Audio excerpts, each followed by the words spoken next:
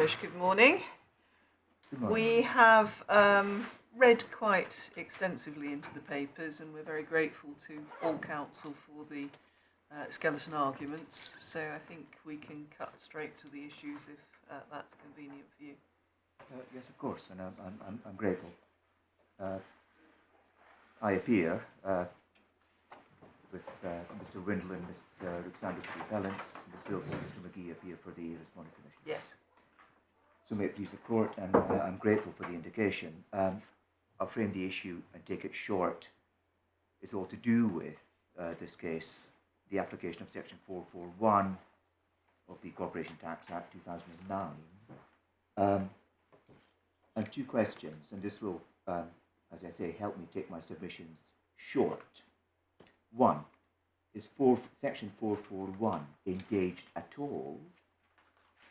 Mm-hmm. And the revenue say, yes, for two reasons. One, the increase in the interest rates of these loans, these 10 loans that the Group Treasury Company, PD1, was a creditor in, they had a main tax avoidance purpose because they were increased in a world in which the debtors knew that Speedy 1 had losses. In the skeletons and in the decisions below, it's put in terms of allowing Speedy 1 to use its losses. To unpack that a little bit, what we're talking about is the payment of these of this increased interest, knowing that Speedy 1 wouldn't be taxed on the interest because it has these losses.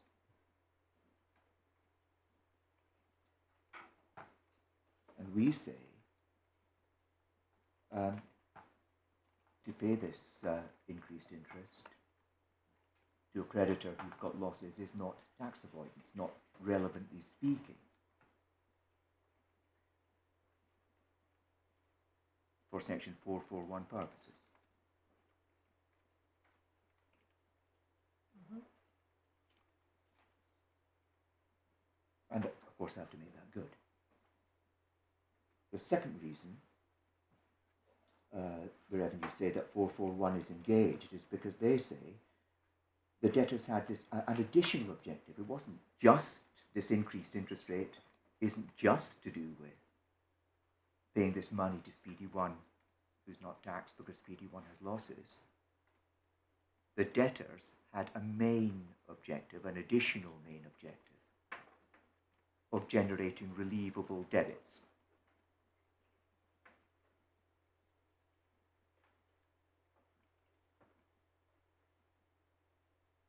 About that, we say no.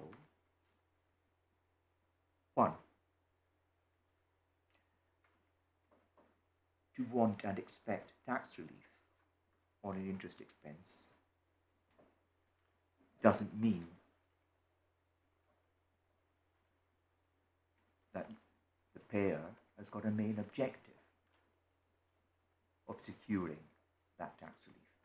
And this can often become a sterile linguistic exercise. But knowing and wanting something doesn't mean that's my main objective. And again, I will make that good. But surely the problem for you there is the fact findings. There have been fact findings made against you in the first tier tribunal as to what your main objective was. My lady, my response to that is that what the FTT did find was that the debtors wanted and expected tax relief. That's one, that's true. And they wouldn't have engaged in the exercise if the revenue had told them before they'd done all this that they wouldn't get tax relief. That's also true. But as a matter of categorization, whether that knowledge and expectation amounts to a main objective, that's, in my respectful submission, a categorization in law. to fast forward, one of the cases I'll show the court is buy for 20 and sell for 30. I wouldn't do that transaction if I didn't get a tax deduction for my 20. I'd expect it, I want it, and I wouldn't do that transaction if I didn't get a tax deduction for that 20.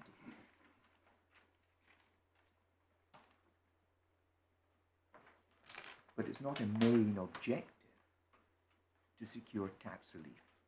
Well, in that case, your main objective is to make the profit on the sale. But that's a question of fact and degree in the individual case. Well, I wonder, my lady,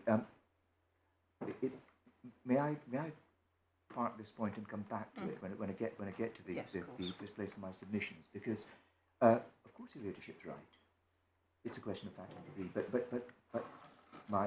the point I'm going to make when I get there is that as it happens, the categorization, the evaluation and categorization of the finding that, of course, the debtors knew and wanted and expected to go from that to the legal conclusion that was the main objective, I say the FTT didn't engage in at all.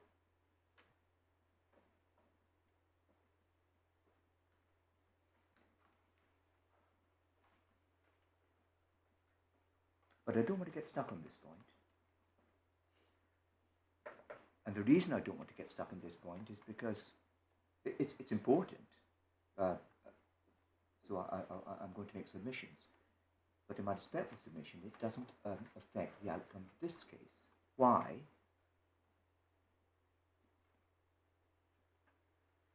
Still sticking to this question as to whether 441, section 441 is engaged at all. The revenue on their own case, and the court will have seen this, say in terms that once the Speedy 1 losses have been used up, full relief is available for these debtors.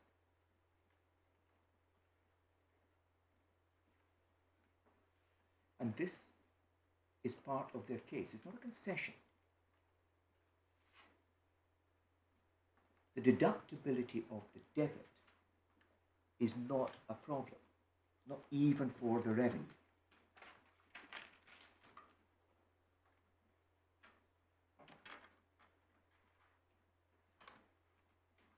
Once these losses have been used up on all the loans, category 1, category 2, category 3, they are given full relief.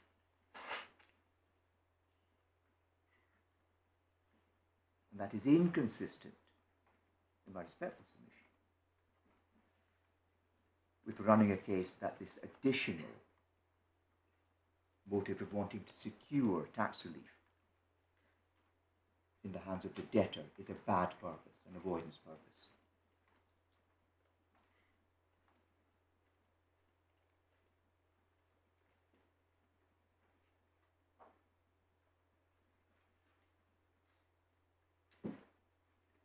I mean, isn't that just to invite us to compartmentalize a question which always had, as it were, two limbs to it, which is you can't really look at how the trapped losses are used as part of the planning which this group engaged in, without also taking account of the deductibility of the losses. And it's only, and the two, as it were, are engaged in tandem until the trapped losses have been used up. So once that stage is reached, the scheme has achieved its purpose and one moves on.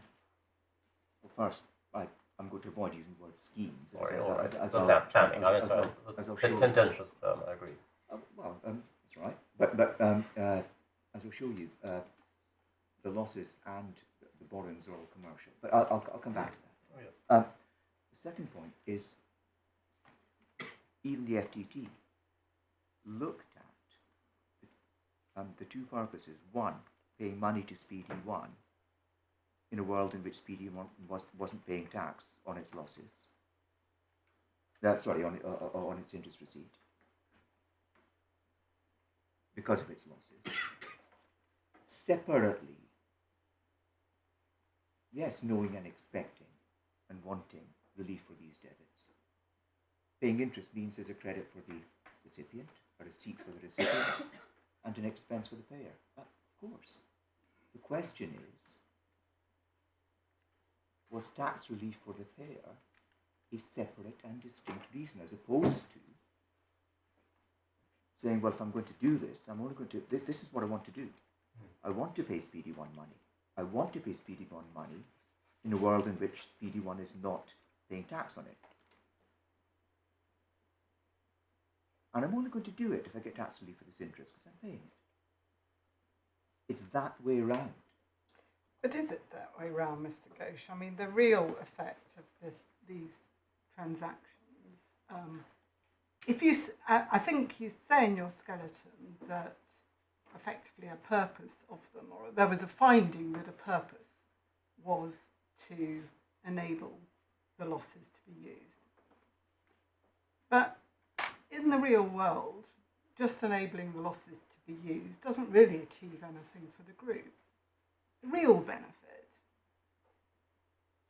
is generating deductions for the interest, which can then be used either in the paying companies or elsewhere in the group by way of group relief, knowing that you don't have to worry about the other side, if you like, the interest received, because it's being covered by losses, and thereby you get a tax saving. But it's that combination, isn't it? That's one combination, and this is it's a critical point, which is a function of the evidence. You can have a world in which these companies are paying interest to Speedy One, and that is useful for the group because Speedy One is not paying tax on the interest. It's going to become a treasury company, all that. And it is not, none of the debtors will be doing that unless they get tax relief for the debits. But I say that is one narrative, especially in a world where, I'll show you this. One of the purposes of this exercise was that Speedy One was to become a treasury company for the group. So it's paying money to Speedy One, knowing, as your ladyship says, Speedy One won't be paying tax on that money, on that interest. And as I've said over and over and over again already, I'm not going to do that to the debtors unless I get tax relief for the interest. I understand your point on that. My point is more that, as I understand it, it's accepted that there was a purpose in relation to the use of the losses in Speedy One. And I'm really interrogating what that means. And it's that. It's paying an increased rate of interest to Speedy One, knowing that Speedy One is a treasury company. That's the point of this exercise, the reorganization, to simplify the group, whereby Speedy One becomes the group's treasury company. And in circumstances in where the debtors agree to do this, if and only if they get a deduction for the interest, that increased interest.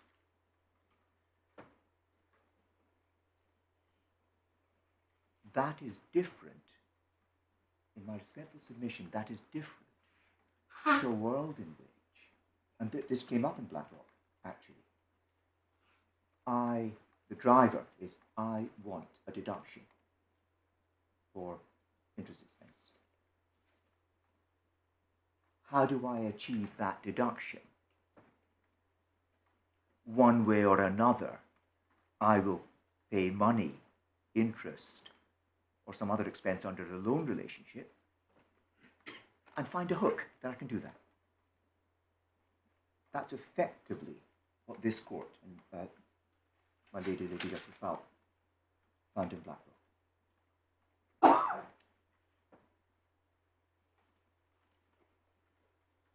That's the difference. Can you just try and re-articulate that again? So, because I'm not sure. I mean, obviously the facts of BlackRock are very different.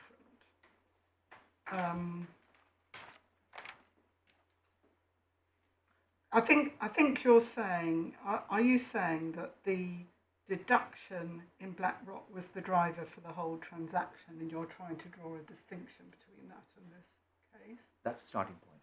So in BlackRock, what this court found was the driver for LLC5 borrowing the money was to get UKCT debits.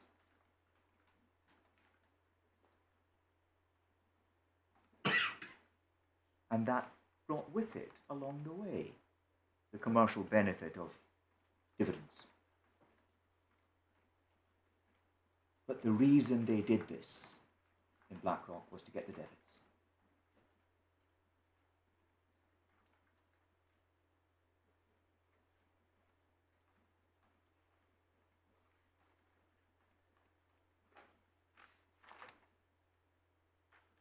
In this case, and the defendants, Kwik-Fit, have got nothing to hide. In this case, the debtors are paying increased interest to Speedy 1, knowing that Speedy 1 has got losses and won't pay tax on this increased interest rate. And that was held to be one purpose, main purpose, on any view.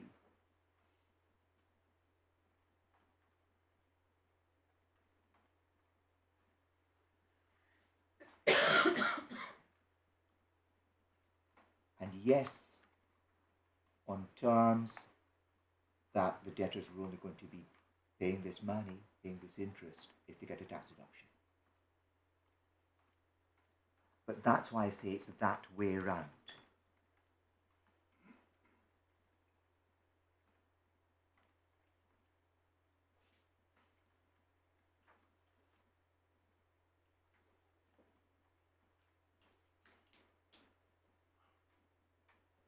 And with the court's permission, I will make this point good, because I said, well, why do I say that even if this additional main purpose exists, even if they did have this additional purpose contrary to what I'm saying, it doesn't affect the outcome of the case. It's because if you get to issue 2, just and reasonable attribution, on any view, one purpose of paying the increased interest rate was to pay money to Speedy 1.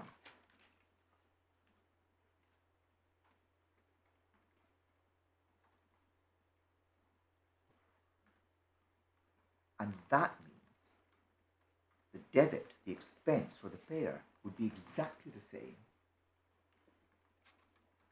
whether this additional purpose exists or not, this additional main purpose.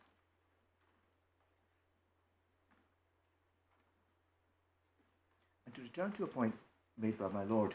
Sorry, I think I'm going to have to ask you to reiterate that point, because I'm not sure I've grasped it, unless you're going to come back to it. And of course I can repeat it, my lady. Let's say I'm wrong. Let's say that there were 2 main purposes. 1, to pay Speedy 1 money, it wouldn't pay tax on that money, and 2, to generate debits for the borrower. Okay, so we're in a world which you don't say doesn't exist at the moment, where there are two purposes: one to generate a deduction, and one to increase income in Speedy 1. And I'm saying that the quantum of the debit for the borrower is the same whether there's one purpose or 2. Okay, that's the sort of but-for approach. I'm saying this is issue 2, exactly. Yeah.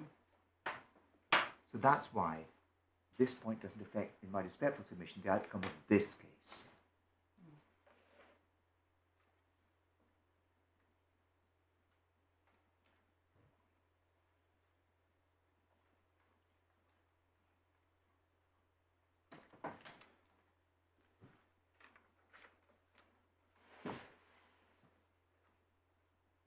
And that's why I do say to, is that all right, my lady, as an explanation Yes, thank you. As the point I wanted to make? And to return to the point made by my Lord Justice Henderson, that's why in my respectful submission it's quite wrong to say, well, I've over-compartmentalised anything. We're in a world in which the revenue say, not me saying this, it's the revenue.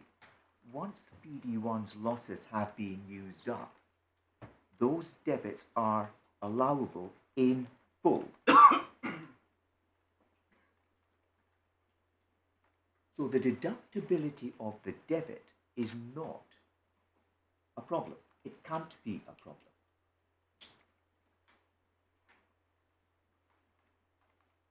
Because they're saying once the losses have been used up in Speedy 1, the increased interest payable by all the debtors, all of them, all three categories, they get full relief.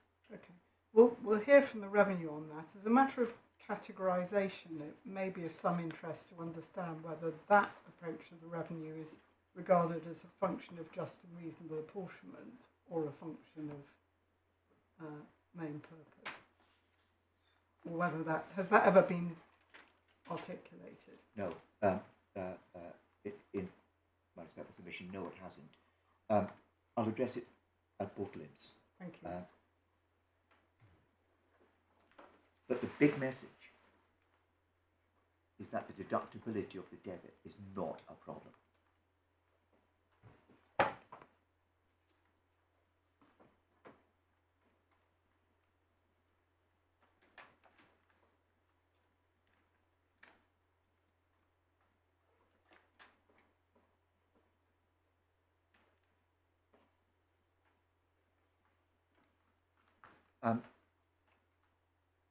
Please may the court look at my skeleton.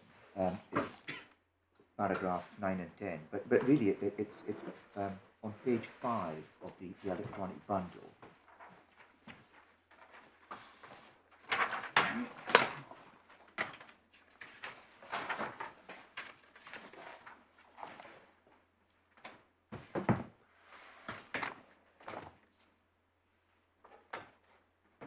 Please may the court let me know when the court's got thank you. Sorry, which paragraph did you say again? Well, it's paragraph 9, but Thank you, it starts on page 4, but page 5 yes. is the page 1. This replicates an appendix from the FTT decision. That's why the loans are set out as they are. And the reason I'm showing you this is because one loan, it's only 11 as it happens, that was always made by Speedy 1 to Kwik-Fit Group Limited. Now, apart from loans 4 and 7, all of the other loans were made to a different creditors. They were assigned.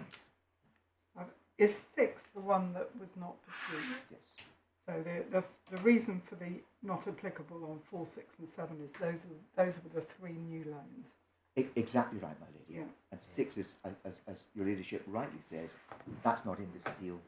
4 and 7 are category 3, what we've called category 3 loans, and I shall deal with those separately.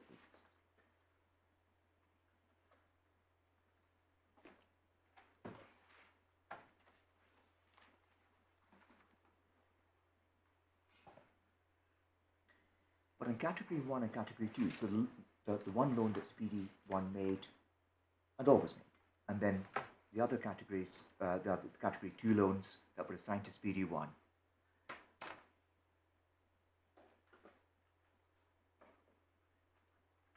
all of them are loans that were made for commercial purposes. So these are not loans that were made for any avoidance purpose at all.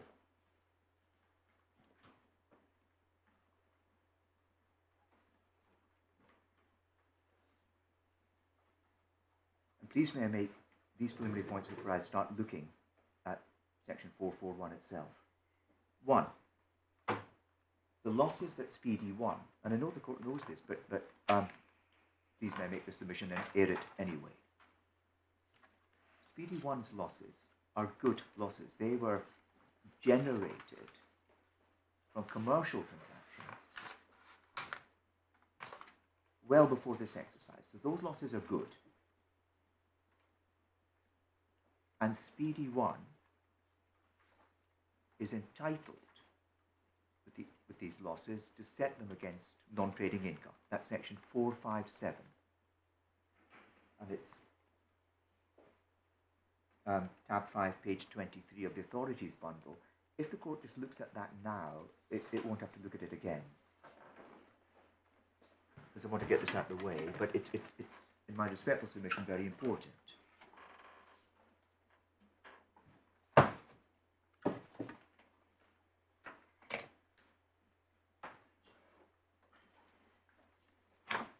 It's page 23 of the authorities bundle, tab 5. Excuse me.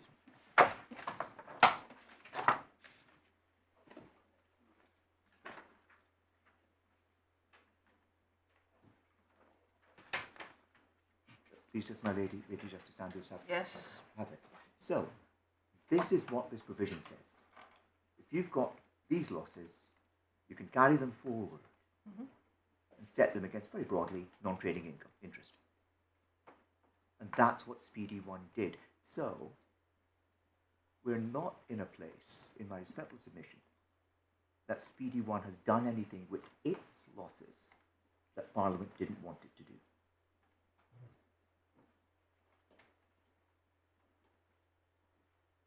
In my respectful submission,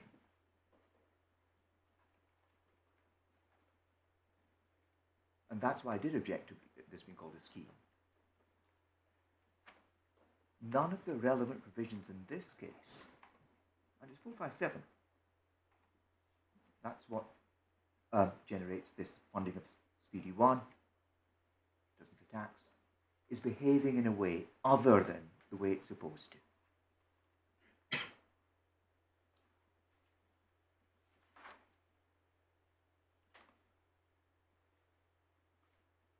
That's preliminary point 1.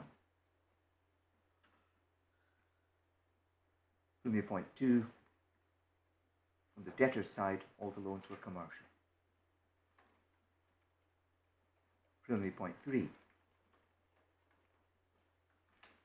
the interest rates were increased to arm's length.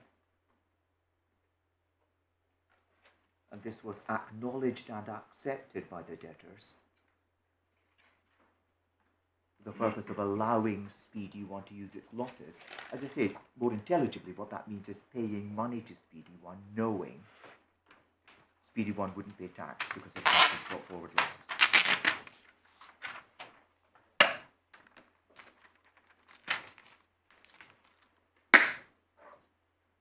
Four, the debtors were in no position to repay any of these loans.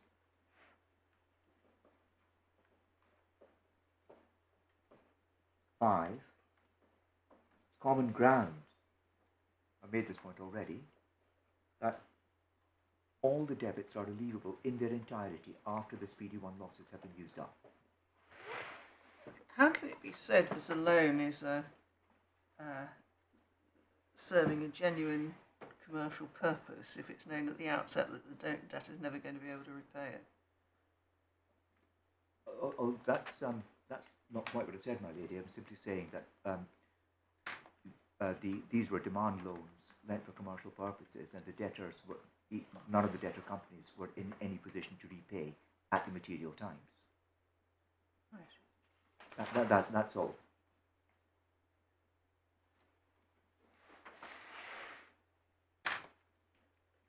The genuine commercial nature of these loans is that's common ground. There's no dispute.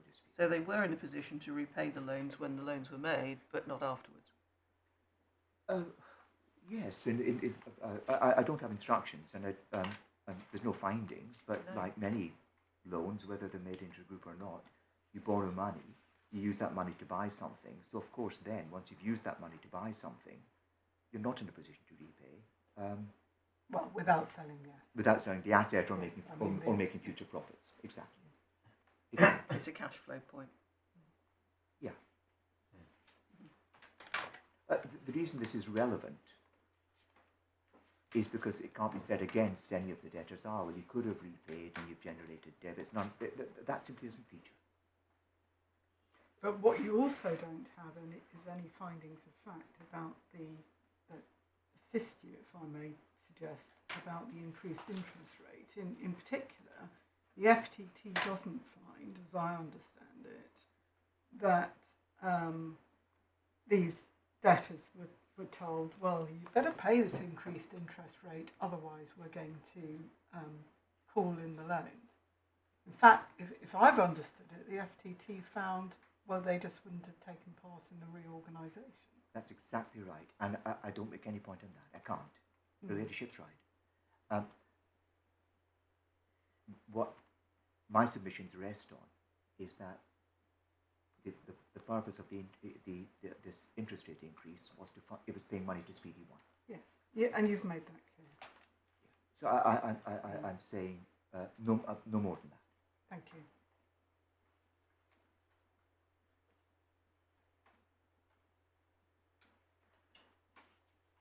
Now the reason I've showed you these loans and before I then look at section 441 is this.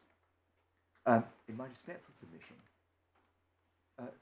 this is an important case because I've said the losses that Speedy One used to set against its interest income, this extra interest income, they're good. They're good losses. Good in the sense of not the product of any avoidance exercise. And that's why I showed you 457. Speedy One is doing precisely what section 457 permits it to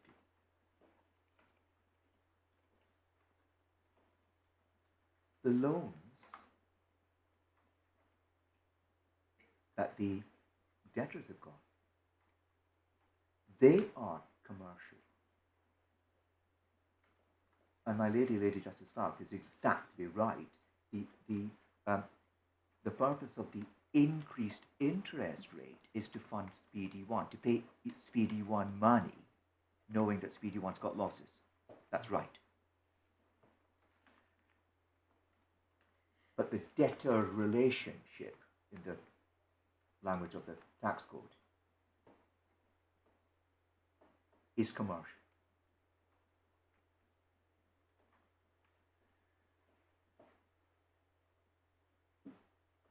The interest rate, once it was adjusted, was arm's length.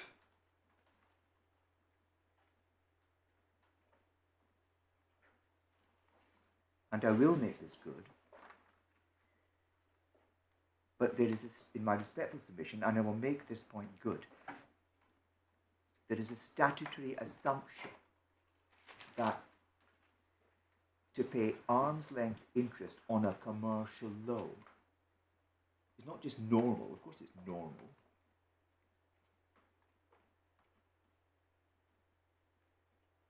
it is also not reprehensible, it's not tax avoidance.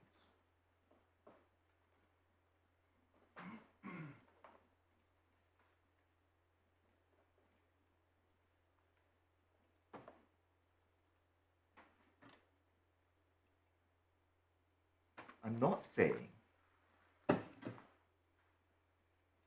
that just because an interest rate is arm's length, that makes it commercial. I'm not saying that at all.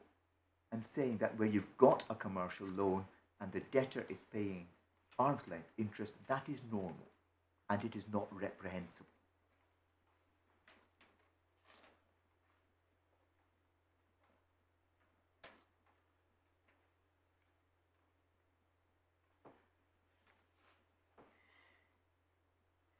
So this case, and certainly when we talk about cases which have reached this court, is the first case where 441 is being applied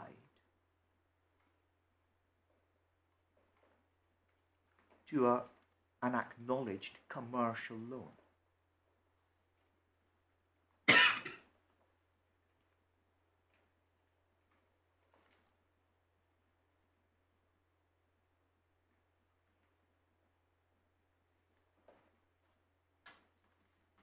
So if you look at that table, Speedy 1's losses, not avoidance. The loans, not avoidance. The only complaint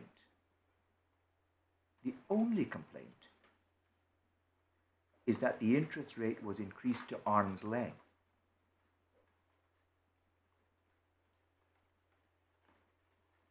Where the debtors knew that extra interest wouldn't be taxed in Speedy 1's hands because of these brought forward losses.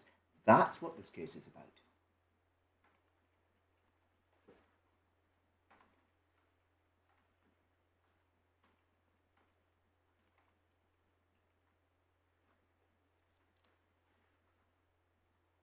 And that's why I say my respectful submission,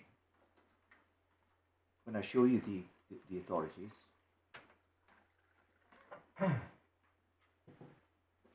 perhaps with one exception, Joy Global, but only perhaps, there's not been another case where the revenue is sought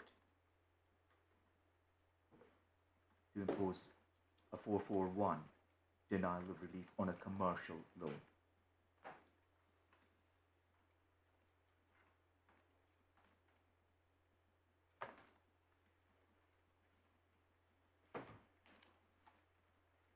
And in my respectful submission, that intuition of paying an arm's length rate of interest on a commercial loan is not reprehensible. The debtor should get a tax deduction for its interest, meshes with how these provisions actually apply. It's not good enough for me just to say it. I need to show this court that what I say is correct and this is how the provisions apply. That's what we're talking about. The only complaint is that I am agreeing, the debtor, I'm agreeing to pay extra interest to you, Speedy 1, knowing you're not going to pay tax on that interest.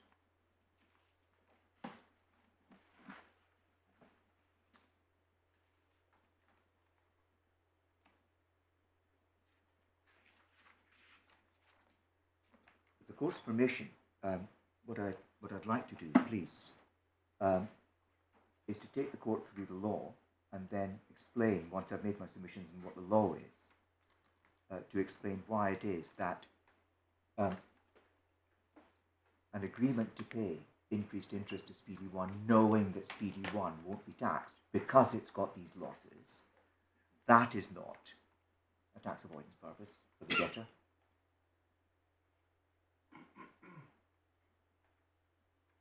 And then I'll make my submissions on this second point made against me, well, what about the tax relief on the debits?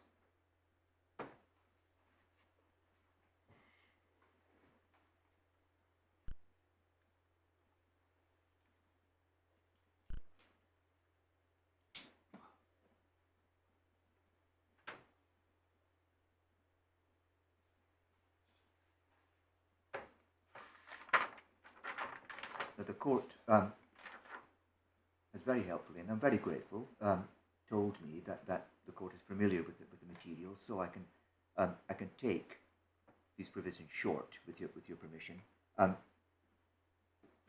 The Loan Relationships Code, and I won't read the provisions because this is not controversial, operates in Part 5 of the 2009 Act, and it says broadly for UK companies within the corporation tax net, very broadly, the tax code follows the accounts with modifications. 441 is one of those. It uses the language of credits for profits, debits for expenses, and, to flag it now, debtors presumptively get, when I say presumptively, what I mean is, if you have a debit under a loan relationship, absent the application of something else, something other, you get tax relief. Here it's 441 or nothing. That denies the relief. And there is an express connection of the Loan Relationships Code with transfer pricing, this instruction that pricing should be done at arm's length.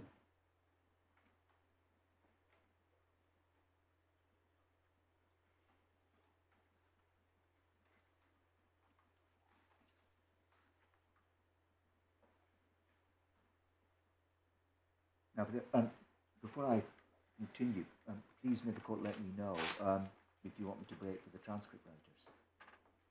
Oh, I didn't know we were having a transcript.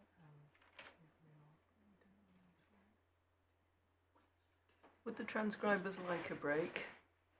I'll ask them. Are they remote? They must be. Are they I remote? think they are remote, yes. Well, unless we get a message that suggests that they can't just switch over, we wouldn't normally break. All right. You need a break every 90 minutes for 5 minutes. Right, okay. Well, then if they need a break, then we'll obviously have one. Perhaps we just keep an eye on the time. Shall I stop at 12? Yes, that would be good. Surely. Thank you, Mr. Koch. If the court please has section 441, it's page 20 of the authorities bundle, just in front of it. I don't need to read it out there. That page of the court's got it, the court's seen it.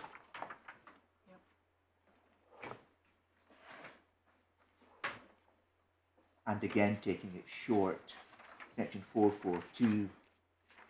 That's also you can see it on page 20. Section 476, which is the bridge that tells you, well, if you've got a main tax avoidance purpose, you shouldn't have one of those. That takes you to section 1139 of the Corporation Tax Act 2010, and that's page 32 of the authorities bundle. And I do need to show you that.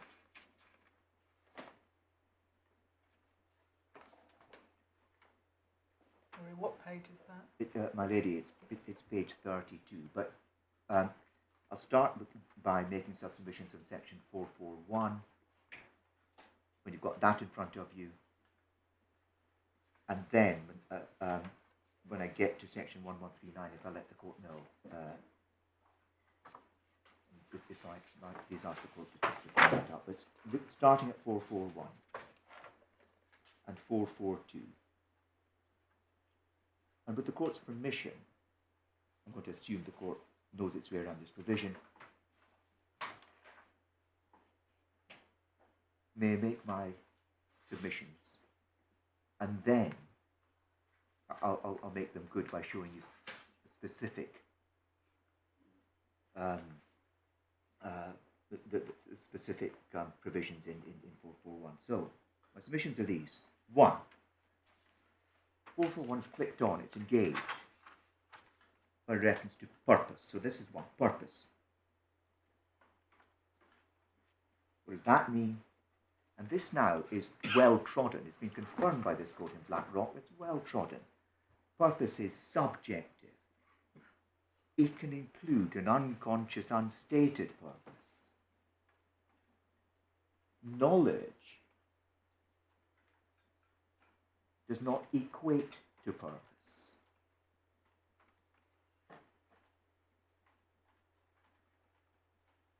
An inescapable consequence of doing something need not be, it's no higher than this, but need not be something that amounts to a purpose, knowing that there's an inescapable consequence. That need not be a purpose. And equally, a finding that a taxpayer wouldn't do something without a tax benefit doesn't make obtaining that tax benefit a purpose. I will make all of these good.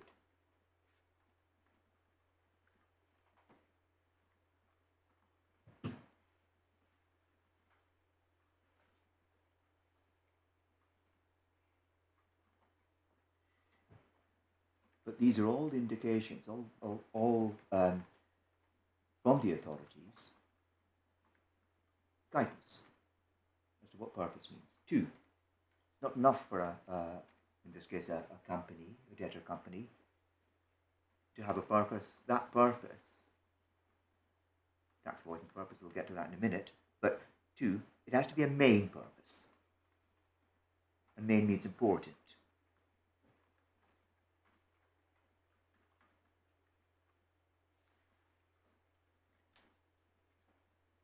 Further, the question as to whether purpose, a purpose is a main purpose, that's a matter for the court. Yes, purpose is subjective, but taxpayers can't self-certify as to whether they had a main purpose or not. That's a matter for the court. That's a categorization question. Of course, it's a function of looking at the evidence. Absolutely.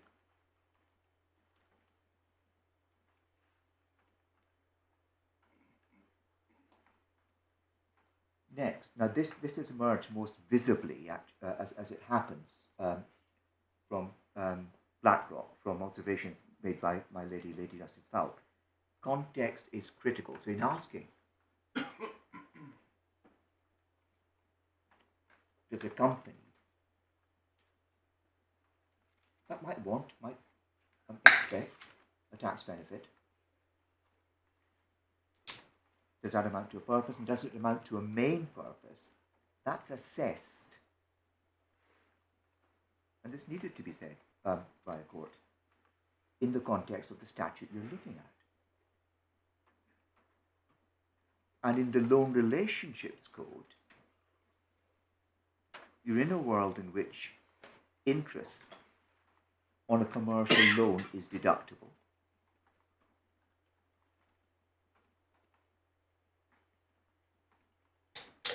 And I will show you this. There is not just a statutory assumption, it is a statutory direction that interest should be set at an arm's length rate.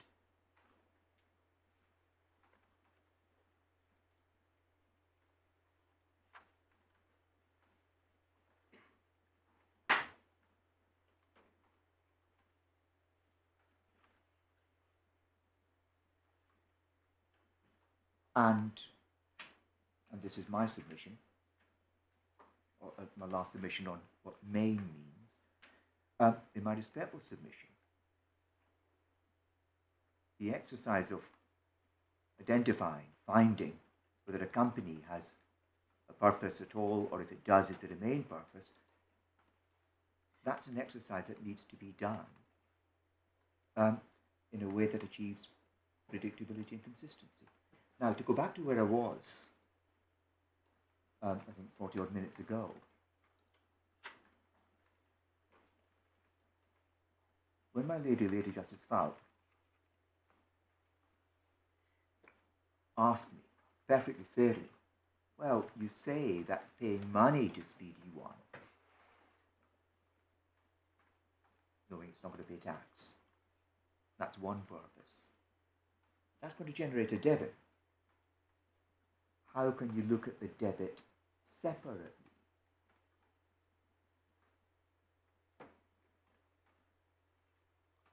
And my answer, but this is a good place to locate that answer I gave in my submissions. The answer is, it is not just intelligible, it is a commercial commonplace to say, I will pay you money, but only if I want to get a tax deduction.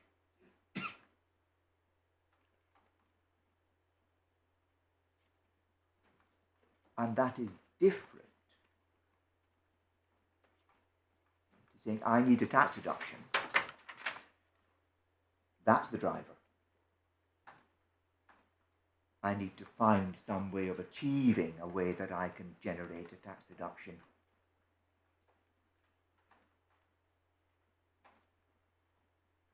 How do I do that?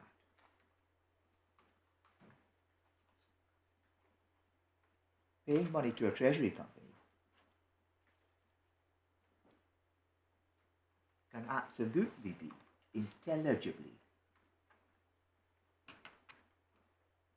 identified as a purpose, separate to getting tax relief on the deduction.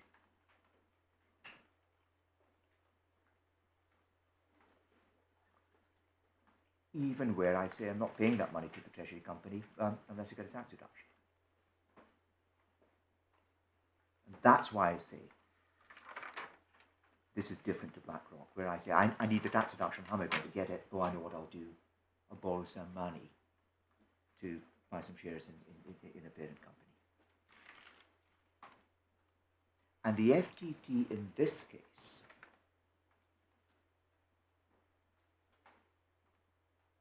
identified two separate purposes.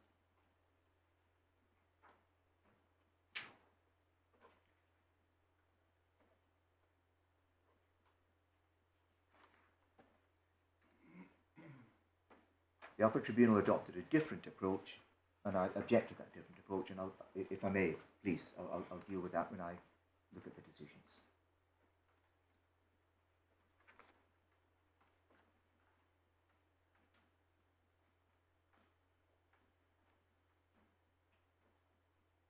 But that's why the pressure on the word may is a real one.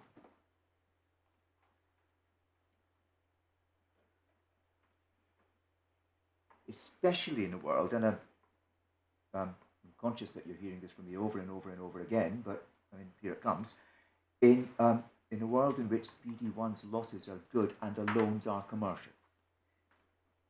I think we do have that point, Mr. Cash.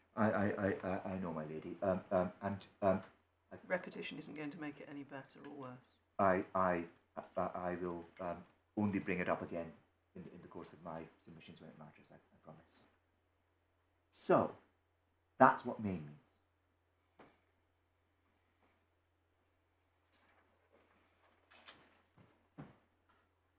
And then you get, in 441, that main purpose is one.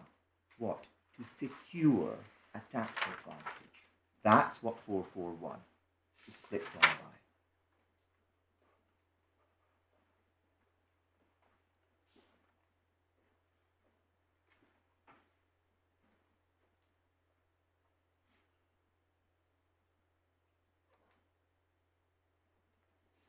And that word secure, if the court please holds that thought, and looks now at section 1139, page 32 of the 2010 Act. This is the tax advantage.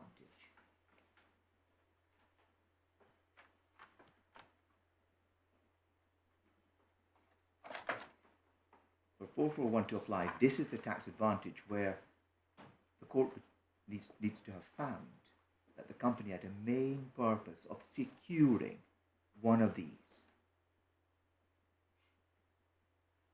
And if the court has it at page 32.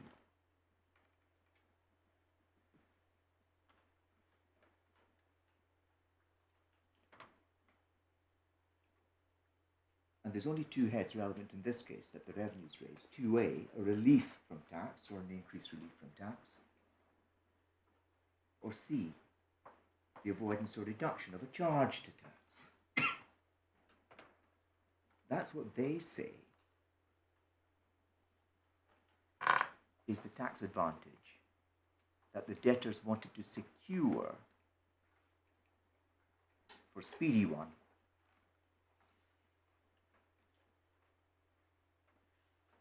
and additionally they say themselves.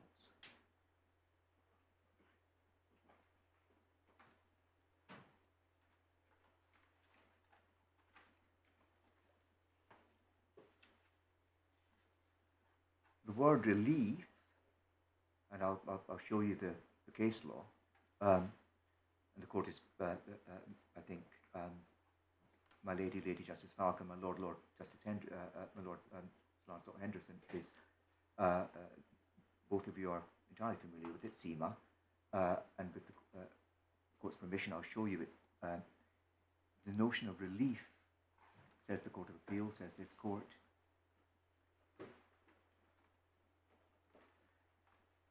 is the application of a tax provision which leaves you better off as against the revenue. A reduction in tax says that. I'll show you. leaving a smaller sum to be paid. Well, I think the test is put as better off against the revenue, Yeah. however that's achieved. Isn't it? Yes. That's true, my lady, absolutely. The smaller sum, I will show you this. It's the thank Court of Appeal in as I say, in SEMA. Now here, if we simply look at Speedy 1's losses in isolation, they were obtained, secured by Speedy 1 itself years ago.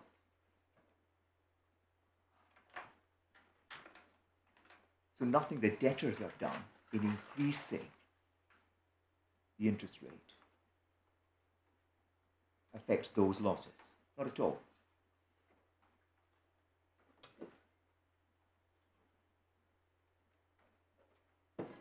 In other words, increasing the interest rate isn't what leaves Speedy 1 better off against the revenue. I don't think it is better off.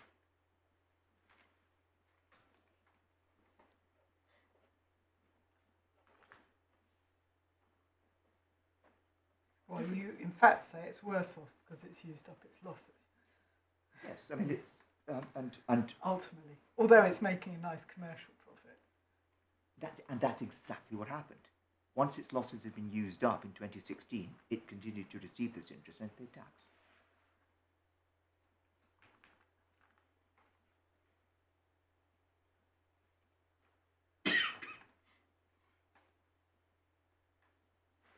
And if you don't just look at the losses in isolation, but you say, oh, it's a setting off of the losses against the interest, that's the relief.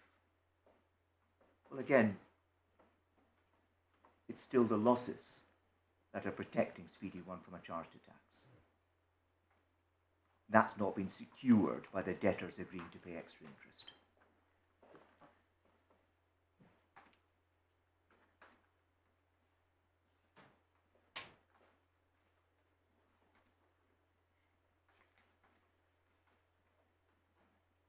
Well, I mean, it has been in the sense that the more the interest rate is increased, the more quickly the losses can be set off, or mopped up, used up, absorbed, or whatever word one chooses. I mean, you may say nothing turns on that. On the other hand, the losses are there as, in a sense, something of potential value which can be turned to effect for tax purposes by being used set against other income. And that's why they're sort of conceptually, that's why people talk about them as being trapped. I mean, it's something which is potentially useful, but until it's let out of prison, it can't do anything. Yes, that's one way of putting it. Sorry, that's not the layman's way of putting it. My respectful response, my lord, is that is true, but in the context of this case, my respectful response is so what? Because you're in a world in which those losses were obtained by Speedy 1 utterly independently. So how, and this is not a rhetorical question, how can it be said, whether you look at the losses in isolation or setting the losses against the interest, the relief is being secured? You need both. Because you can't utilise the losses until you've got the income to set off against them. And even if that's said, my lady, on the authorities, a relief is only, as it were, a relevant relief if it leaves a smaller sum to be paid to the revenue. And that can't be said about Speedy 1. Because it pays no tax on the interest so long as it's got these losses. So it's paying no tax yesterday before the interest rate rise. It's paying no tax today. And that's why it rings true in my respectful submission when I say that relief, as I say, whether you look at the losses in isolation or the setting of the losses against the interest, that's not secured by something the debtor's done.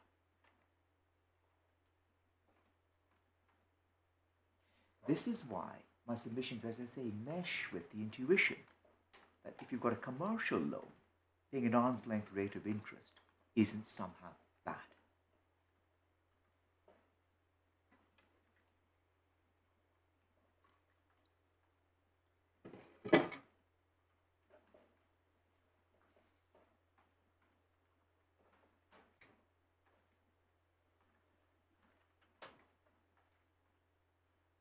And that's why I say, in response to my Lord Sir Launcelot Henderson, the fact that I'm paying you money and I know you're not going to be taxed, and I know that's something that is good for you, is not to secure a relief for you. That's something you have done by yourself because you've generated these losses from. Can we be a bit more forensic about it? Do you say that do you say simply that the relief is the losses, what you describe as the good losses? I know that's not quite the approach taken in CMA, but when those losses were secured, they were obtained, or arose, they clearly were reliefs. I would say, my lady, that if you take the CMA approach, it would be the setting of the losses against the income. That is the relief. Yes. But you say it doesn't, in fact, leave, in the circumstances, doesn't leave the recipient better off. Exactly. So you are saying that the relief can, in principle, be the setting off of the losses against the existing good losses against income. It could be. It could be.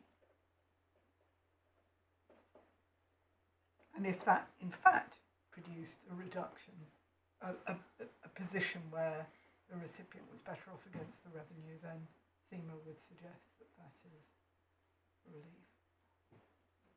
I would say that. I would say that one has to interrogate how it is that the debtor is securing that relief as defined in the hands of the creditor. Because 441, its focus, and I'll get to this in my submissions, its focus is on the debtor company saying your main purpose is to secure a tax advantage for you or for someone else. It's because of something you are doing. That's what securing, looking at the pressure on the word securing. You, the debtor, are securing that relief.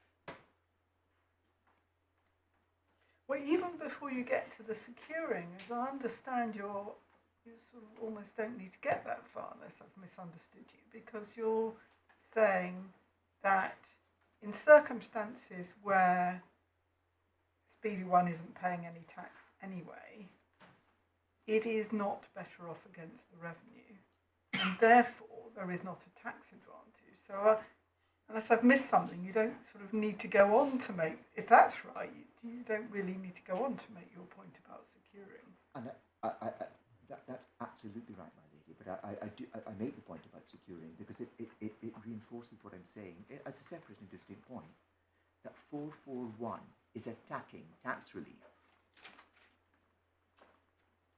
for interest payable by the debtor when its purpose is to secure either it or someone else is better off against the revenue. So there are two limbs. One is that.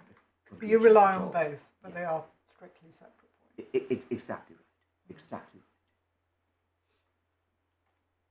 And that's why I say that the provenance of the Speedy One losses is so important. That's why I've gone on and on and on about that.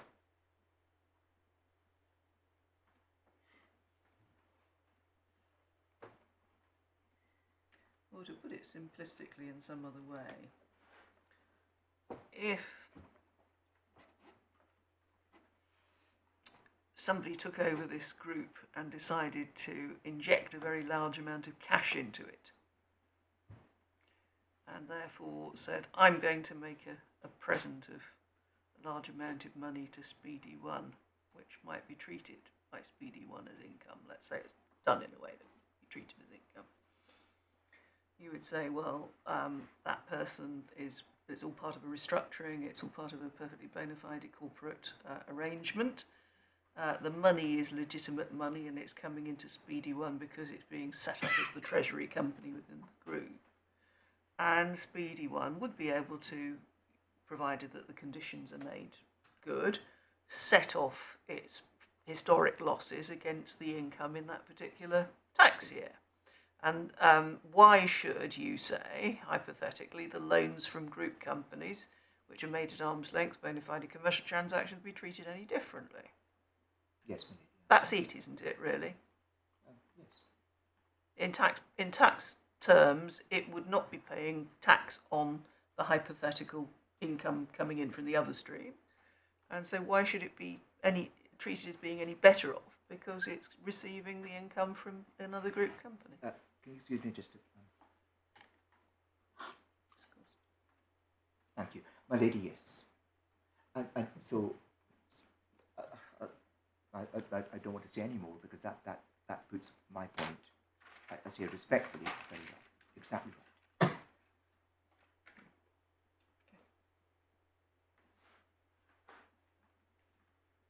And I say exactly the same thing about little c, the avoidance or the reduction of a charge to tax. Where is it? This charge to tax that Speedy 1 is running away from. Well, here the case law indicates more clearly looking at comparators, doesn't it? Yeah. Although, oddly, we are, in a sense, looking at a comparator in the release scenario as well. It's not quite articulated, but... Every single one of these heads, my lady, is a head where one way or another a taxpayer is better off against the revenue. Yes, so there's always a comparator. Yes. And the comparator is either a transaction, what would have happened if you hadn't done this or done this in a different way, or probably more forensically, it's saying, well, if I'm asking, why did you do this? Well, is it though? Because the why question comes into the purpose, doesn't it? The definition of tax advantage in 1139 is used in a number of places. It's just an interpretation provision. So I'm not sure there is a why question, is there, in 1139? That's fair enough, my lady. I think what I'm submitting is absolutely the why comes in at purpose. But the reason that these provisions are relevant even there is, was it to do one of these things? The why. Yeah. That's all. I see. Thank you.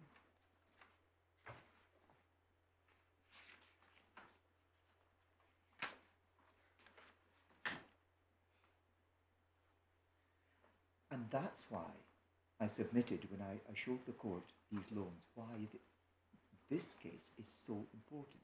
Because every single other unallowable case, and this is not hyperbole, unallowable purpose case, certainly the ones I'm going to show you, were all to do with the debtor company doing something to create tax relief. And the question was, is this a bad thing?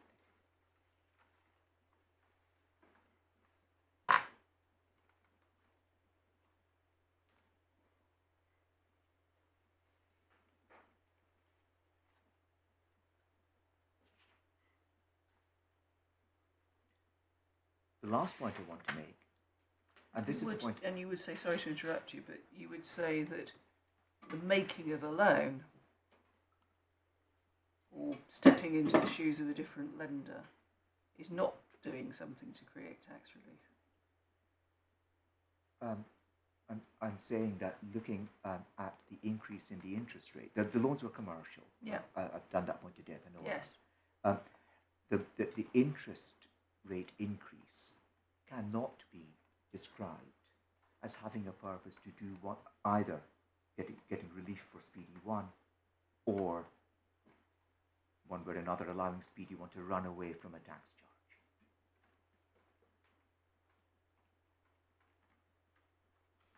That's what I'm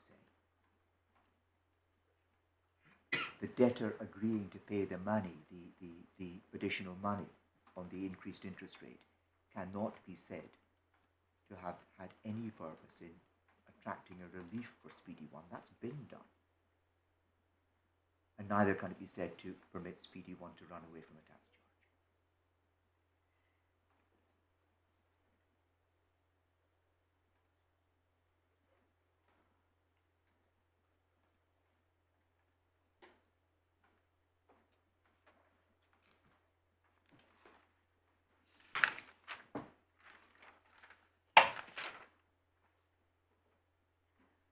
And the final submission on what I'm going to call the threshold test, does section 441 apply at all? You need a purpose, a main purpose. Purpose has got to be to secure a tax advantage. My fourth submission is 441 makes it clear that this bad purpose, this bad main purpose to secure a tax advantage, it triggers 441, whether it's to secure a tax advantage for you or for any other person. And we know that.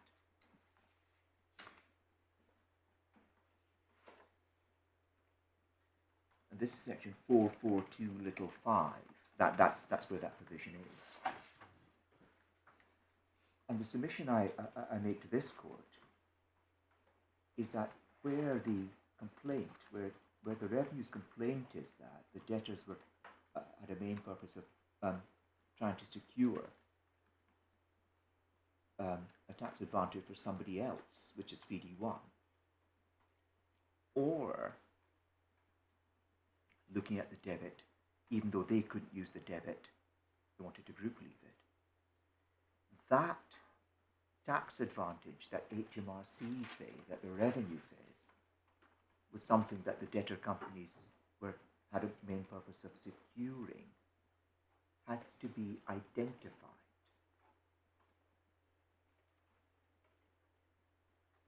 In other words, if the court reads section 442(5),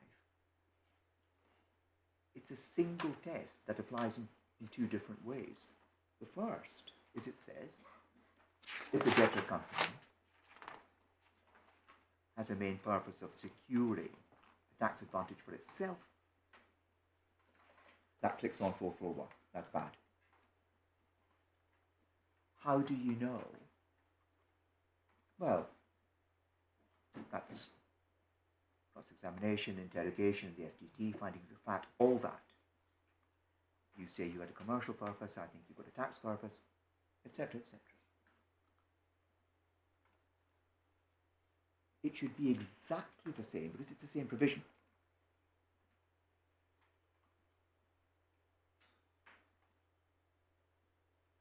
Where the complaint is that the debtor company had a main purpose of securing a tax advantage for another person, any other person. In my respectful submission, to run that case, the revenue needs to have proper pleadings as to who that other person is, what the nature and quantum of the tax advantage actually is.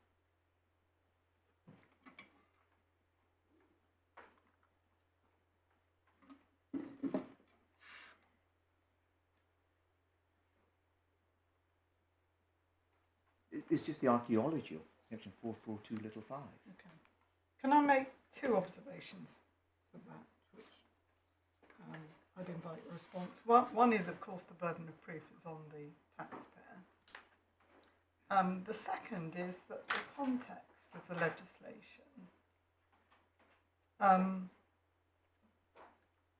includes, among other things, as you say, that long relationships are taxed by reference to accounting periods. You don't know your position until after the end of the year.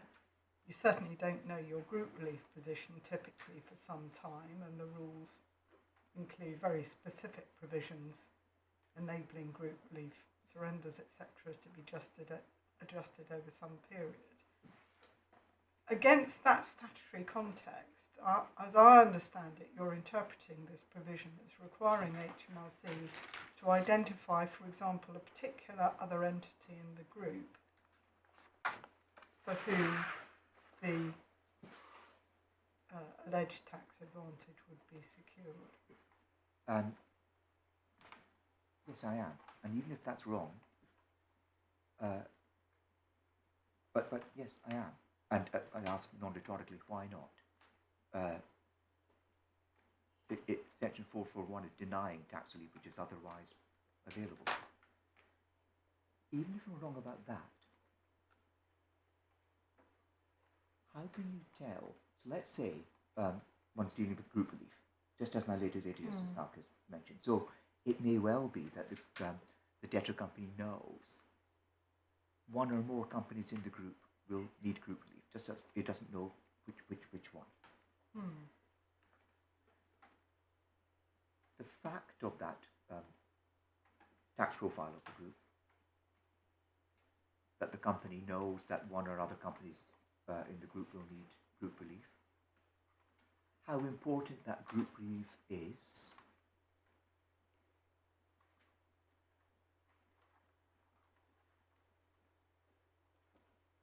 whether the debtor company is willing to take the risk of it having to carry forward losses, on any view, even if I'm wrong, that a specific recipient, that other person, has to be identified, the nature and quantum of the tax advantage for that other person, in my respectful submission, does need to be identified. Why the quantum? I can get the point about the nature, but why the quantum? Only because, my lady, primitively, the bigger the tax relief, the more it will tell you whether it was a main purpose or not.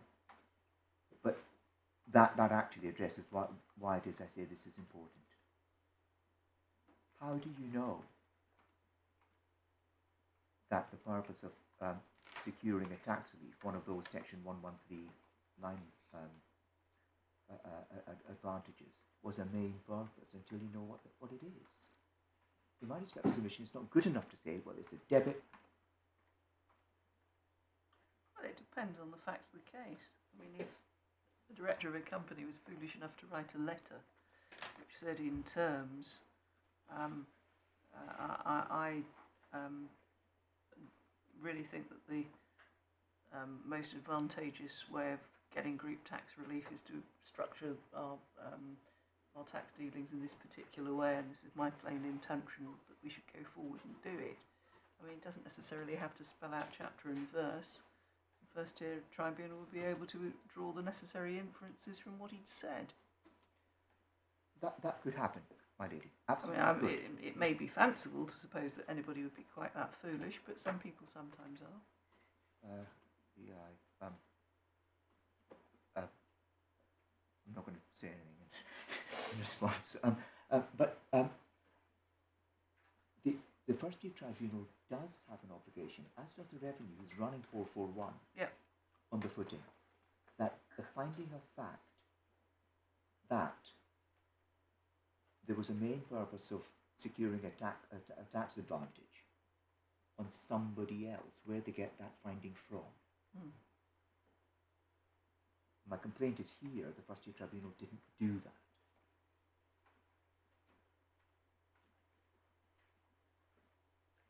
So your complaint is they didn't identify the nature and the quantum of the advantage? No. And as it happens, group relief was only mentioned for the first time in the revenue skeleton in the upper tribunal. So there's no discussion in the No. first.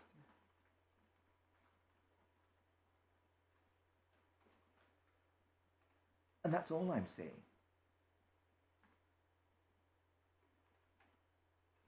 For reasons which will be blindingly obvious to this court when you read the cases, I'm only going to make submissions in section 441 which are responsible. And and what I do say is that the revenue does have a statutory obligation looking at, if you're going to interrogate the taxpayer as to whether it had a main purpose of securing a tax advantage for itself, and you're going to do that in great depth, why isn't it the same test that needs to be met? Are you saying that the revenue didn't put a case to the FTT that the tax advantage might be secured not for the debtor companies but other companies to which relief might be surrendered? I am saying that, and Which, I mean, I'm not sure we've even got the statement of case. I am saying that, and if I'm wrong about that, I shall withdraw it unreservedly, but I'll show you the FTT.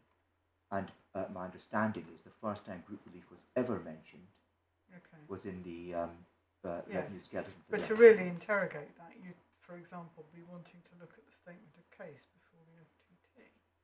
And I'll ask those behind me to get it. But there is nothing, and this I'm confident on.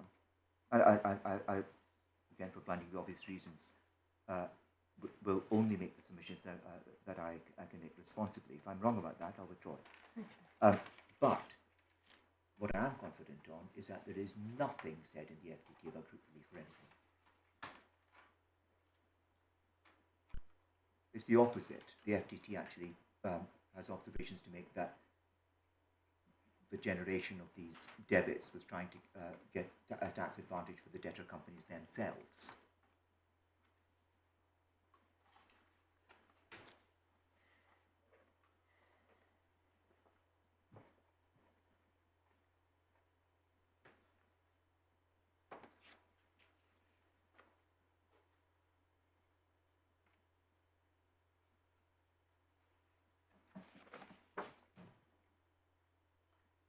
And just on if I can please show the court section 446, it's on page 21. This is the connection to transfer pricing. I developed a submission, but if the court please read section 446.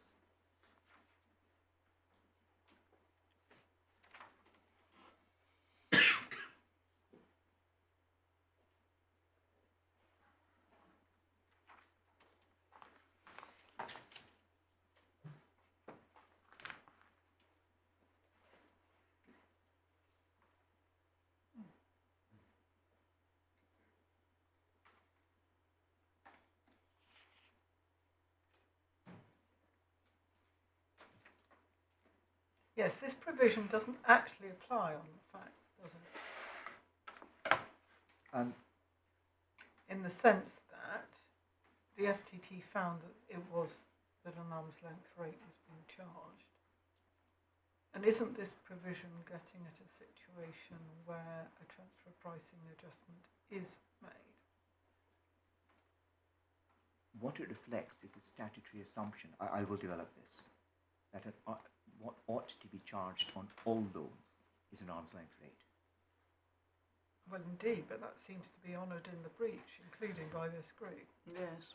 But that's exactly right, my lady. And my response to that is number one. That doesn't disturb the statutory assumption that all loans should be made on arm's length terms. Two, it's no part of my case, it's never been a part of my case, that the motivation for the interest rate rise was to be TP compliant, transfer price compliant. I've never said that. What I'm saying is that it tells us that there's a statutory assumption and indeed a direction that loans should be made on arm's length terms. And three, the explanation given as it happens in cross-examination, and if the court wants it, of course, I've got a reference, as to why the group didn't transfer price all of the loans, was because it would just result in debit being relievable against credits. There is one loan, it's called a detail agent loan, which the FTT and the upper tribunal address, and I when I get to that detail agent loan, when I look at the decisions, I'll make submissions on what to say about that. Can you just remind me what you've just said about the explanation that was given? Oh, the explanation given was that there was no point, practically speaking, in transfer pricing all of the other loans, because what would simply happen would be the increased debit would be used to as group relief to shelter the increased credit. Yes, the FTT responded to that submission, so there's some commentary in the FTT decision about that. There is, but that was the... we sure need to deal with. Yeah. Well, would that be a convenient moment to have the break for the shorthand writers? Yes, of course. So we'll say 12:05. Thank you. What rise?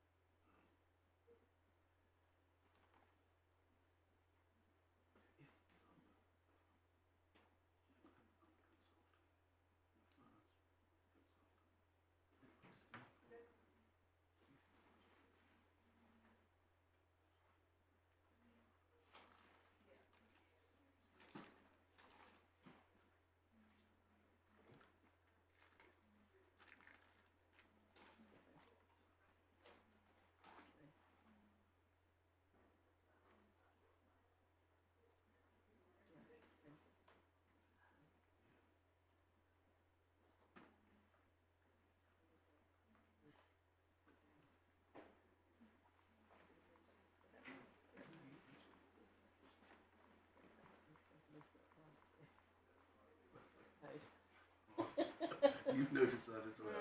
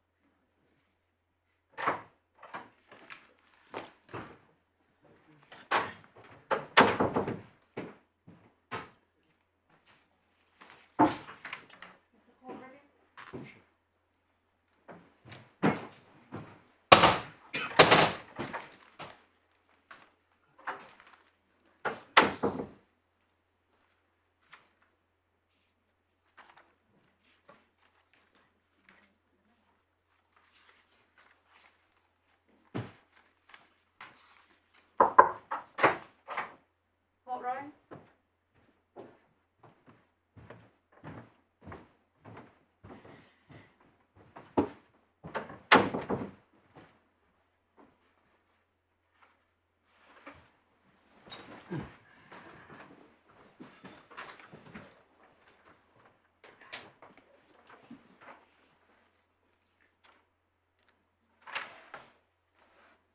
Yes, Mr. Gish. Thank you very much.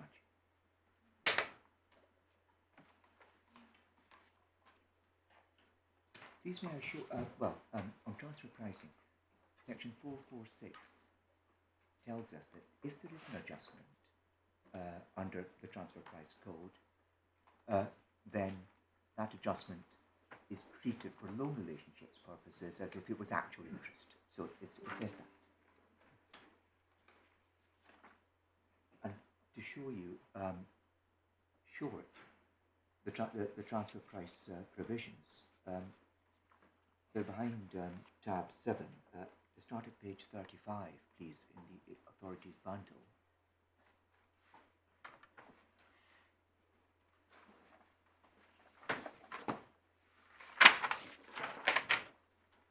And with the court's permission, I will take this short. And if I'm wondering why you're taking us there at all. It's to make good the proposition, not just that there's a statutory assumption that loan should have an arm's length rate of interest, but it's actually a direction. Well, that's obvious from what the statute says.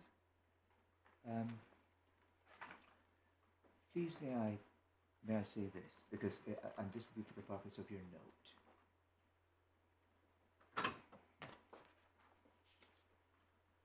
Section 147 is mandatory. That's one. Mm-hmm. And all the conditions about the need for control and common control, they're met in this case. So the debtors and CD1 are they're within the transfer price code, all right. There is a provision, section 152, that deals specifically with loans and says, look, the transfer price code will also interrogate and ask, absent what it calls a special relationship, would these loans have been made? There's no question of that applying here. That's not been raised. And all of this applies, this mandatory arm's length imposition, if a company, relevantly in this case, because of the pricing of, in this case, a loan, has got a potential UK tax advantage. And what does that mean? That's defined in section 155 as, very broadly, generating too little profits compared to what you would have generated if you were behaving at arm's length, or creating too much in the way of expenses. Yeah. Now, the reason I've taken the court to this, and that's the law on the transfer price provisions, but the reason I took the court to this is to make good what I call the intuition that if you have a commercial loan, paying arm's length interest isn't bad. It's not a bad thing. It's not a reprehensible thing, statutorily speaking. It's normal.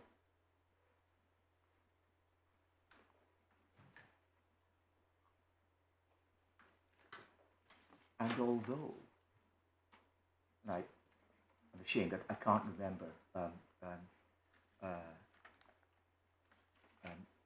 whether it was my Lord Sir Launcelot Henderson or my Lady Justice Falk or my Lady Justice Andrews said to me, transfer pricing is more honoured in the breach. Somebody said it.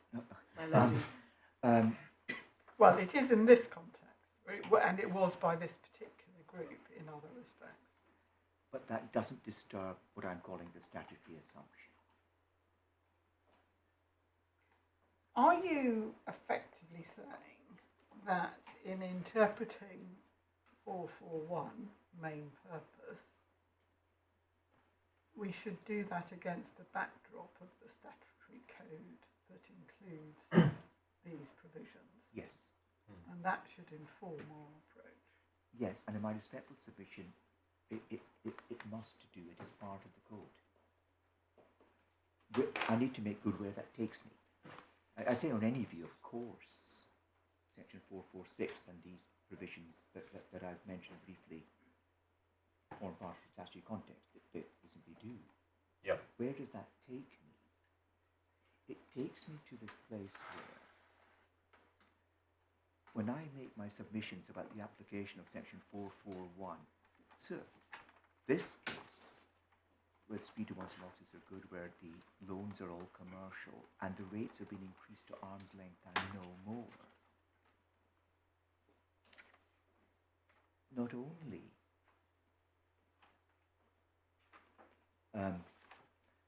are the specific provisions to do with tax advantage in section 1139 not met, nobody's securing a tax advantage for speedy one.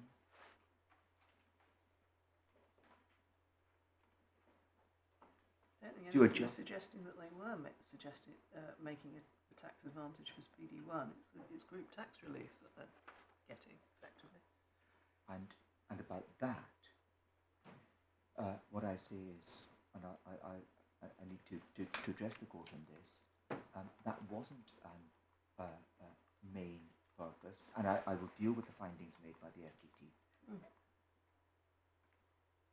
And even if that's wrong, even if it is a main purpose, and I'm going to get to this on issue 2 on just and reasonable apportionment, that debit is exactly the same.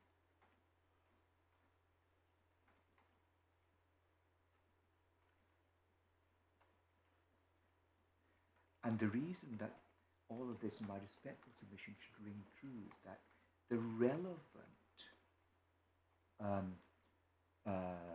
the archaeology of Speedy One's losses and the commerciality of the loans, they're not in dispute. It's simply the increase in interest that's in dispute. Nothing more. Well, you say nothing more, but of course, from one point of view, that was the whole purpose of the exercise, was to generate much more in the way of interest flowing up by one route or another to Speedy 1, whereby it could then be set against the accumulated losses, which were otherwise lying there useless. My lord, that's right, and that's why I've been at great pains to say that is not a reprehensible exercise. It doesn't fit within section 1139. Well, that's the conclusion you would like us to reach, but I mean, whether it fits in or not, it's just a matter of whether the statutory language is met. That's true, my lord, and that's why, having taken you to the two heads that we're looking at, of relief or avoidance or reduction from a tax charge, I hope I've made it clear why I say neither one of those applies to Speedy 1. By anything that the debtors were trying to secure. And one can say over and over and over again, the only reason that this interest rate was increased was to generate more money into Speedy 1. And I'll deal with the group relief and the debit separately. And the response is going to be the same. That is not to secure a tax relief, a tax advantage for Speedy 1. As that term is properly understood in the light of the authorities, and as a matter of intuition. When Speedy 1, its losses have nothing to do with this exercise. And the commerciality of the loan, the interest rate which was increased, they're all good, they're all commercial. And you've got a statutory backdrop. Now to return to the point raised by my Lady Justice Falk. The tax code expects the loans to be made at arm's length. Put another way. Say these loans had all been made on day 1 at arm's length. Would we be here? No. So it's the adjustment that makes all the difference on the revenue case. Might I suggests that we might not even be here if all rates had been increased around the group following a transfer pricing exercise. I mean, that is not our fact. But I think my point is this. The FTT, if I recall, said very specifically that they didn't use these words, but my understanding is that they placed material weight on the fact that it was the low interest rates on these particular loans that was increased. And I think, my lady, the reason they did that was to meet a point. I wasn't in the FTT, but it was to meet a point that is no part of my case, that the motivation for the interest rate riser was to be transfer price compliant. And if that was the point they were meeting, I'm not saying it was. Nobody's saying it. And I quite understand the FTT saying to itself, and actually the upper tribunal did the same, you cannot say that the motivation for the interest rate increase was to comply with the transfer price legislation. Look at all these other loans you haven't transfer priced. And my reaction and my response is, nobody's saying that was a motivation. I'm not. I'm saying something different. I'm saying, which I can elevate to a principle, that an arm's length rate of interest on a commercial loan is not reprehensible. And that does inform how one construes 441. That's a different point. And as a proposition in the abstract, probably none of us would quarrel with that proposition, but it's all how it applies to the very particular factual situation we have here with the trapped losses in Speedy 1 and the search for arrangements which would enable, as it were, use to be made of them sooner rather than over a 25-year period of time. And that's what was driving all this, isn't it? Put like that, yes, my lord. And then one has to interrogate, is that a reprehensible purpose in this context of this part of the tax code? Well, perhaps just leave out the adjective reprehensible, which is slightly perhaps question taking. I mean, from many points of view, this was all very sensible for tax planning, but it just happens, if the revenue were right, it got caught by the code, and it maybe got caught in a way that hasn't quite been paralleled so far. But my response to that, and this is why my submissions, my respectful submission, they matter, is that if one accepts the proposition that if all these loans were arm's length, these loans, we wouldn't be here. And an analysis that leads to an arbitrary or unprincipled approach to say, well, it's the adjustment that makes all the difference. Yes, driven by the debtors acknowledging that if they paid money to Speedy 1 wouldn't be taxing it because it had those losses. Absolutely. Does that fit within, and this is, I think, the way your lordship is putting it to me, these provisions which I've shown you? Is it securing a tax relief for Speedy 1? No. Why not? Because it's enabling Speedy 1 to make use of those accumulated losses. So set off against the income. Yeah, I'm not sure I'm going to take this point much further forward because those losses existed for a very long time. Of course they did, yes. Nobody's disputing that. But then, I mean, isn't that why you say, as though to dismiss it, the fact that this was just sort of something done, I've forgotten quite how you put it, but something which, it was just the change in the intercompany arrangement, so to speak, which made all the difference. But then what's wrong with that as a possible route into the application of the code? Because, and I'm going to show you show your lordship this. Yeah. I beg your pardon. I'll show your lordship this when we look at the cases. 441's only clicked on if and only if one of those two heads, relief or reduction or avoidance of tax, that was the purpose that the debtors were trying to secure. And when we look at that word relief, I will take your lordship and go to that. In a world in which Speedy 1's tax charge was not reduced by what the debtors did. Because it wasn't paying any tax anyway. Exactly right, man. So you ain't got a relief, and neither do you have an avoidance or reduction of a tax charge. And if I Not can in Speedy revisit, 1, you get it in the group. I'm so sorry, my lady. It's not in Speedy 1, it's in the rest of the group. It's group tax relief that you get it. And the group tax relief, I shall deal with. I know. But The Speedy 1 point, I think we've all got, that you're saying it's not actually affected its tax position one way or the other than that it's able to absorb losses against profits or income in a way that it wouldn't otherwise be able to do, and that, you say, is not a tax advantage for the purposes of the statute. It's simply doing what it's envisaged it would do if it had income from any other source. Yes, my lady. Yeah. And I will deal with the point about group relief. And just may I just interject a point here? My instructions are, this is my recollection, but we will make this good, that although there are closure notices that mention group relief was not mentioned in any of the court documents before the FTT, not once.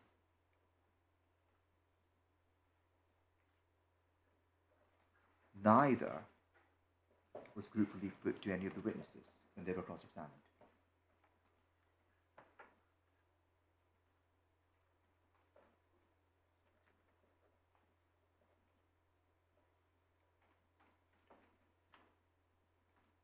And I'm very firmly in the court's hands as to what documents the court wants to reassure Well, we'll themselves. see how the revenue responds. Maybe. Sure.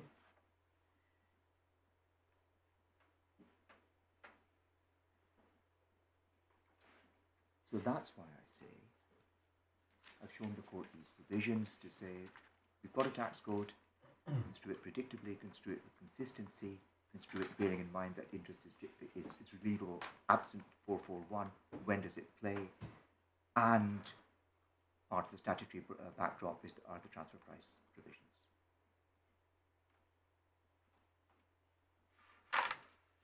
And then a submission on just and reasonable, and after I've done that, with your permission, I'll go to the authorities. You've been concentrating on Speedy 1's, whether there's a tax advantage in Speedy 1, etc. Are you separately going to cover the second limb, which Yes. is, you say, no tax relevant main purpose in relation to the debtors? Yes. Okay. And I will do that when I show the court the FTT and the upper tribunal decisions. I see. Thank you. Uh, So you're of moving course. to just and reasonable apportionment now? Yes.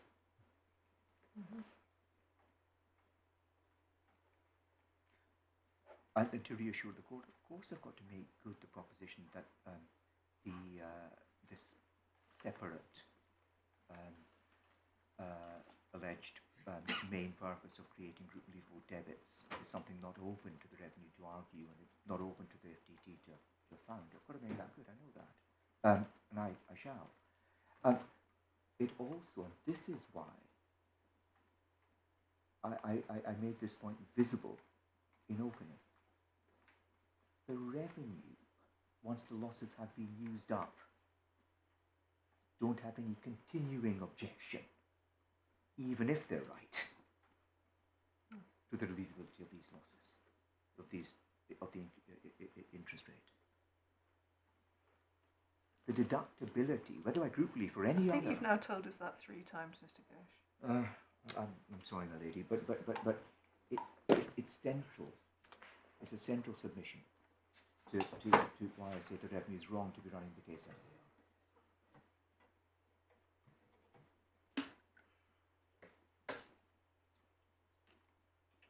are.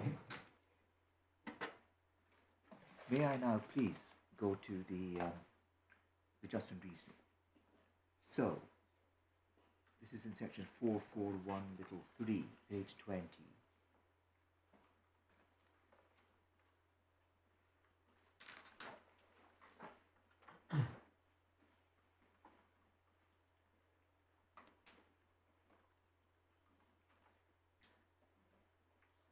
So say I'm wrong. Say there are a number of avoidance and commercial purposes. The amount of the debit which is denied relief is the amount attributable. That's the pressure. That's the word that takes the pressure to the bad purpose.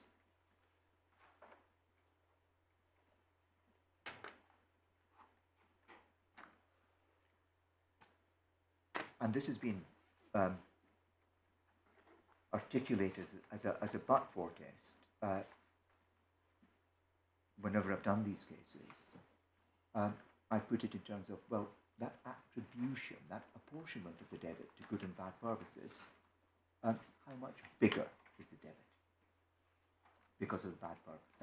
That's a good way, in my discrepant submission, to ask how much of the debit is attributable to a bad purpose. And the but-for test does it makes exactly the same point, but using slightly different language.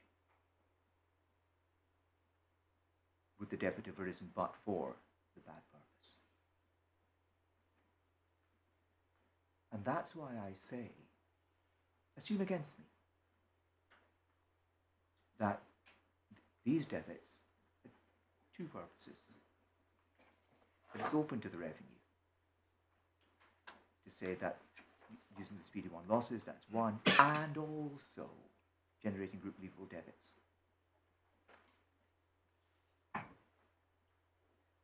That debit is exactly the same in quantum, whether there's one purpose or two. If paying money to Speedy One in order that Speedy One can receive that money without paying tax, if that's good, if it's not good, I lose. But if that is not an avoidance purpose, then the presence of this other avoidance purpose doesn't change how much interest the debtors pay. It's as simple as that.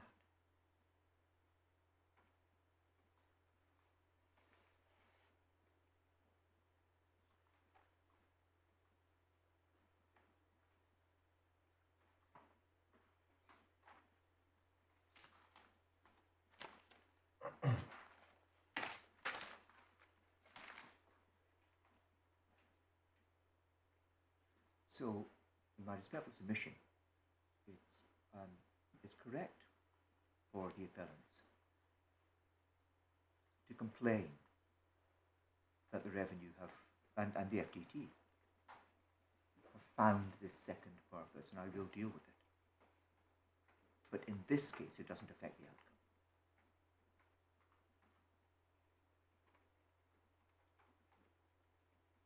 Because the same interest would be paid to the same creditor, if I'm right that that's not an avoidance purpose.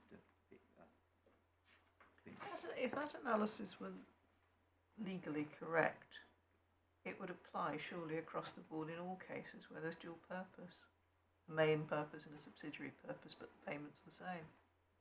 It means that there'd never be a charge. Well, yes and no, my lady.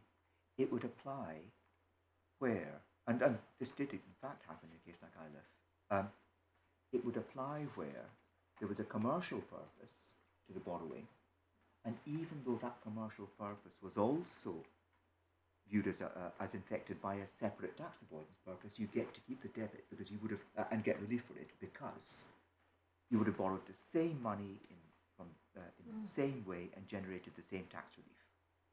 That's why you've got this attribution. It would be different where the loan didn't have a commercial purpose at all.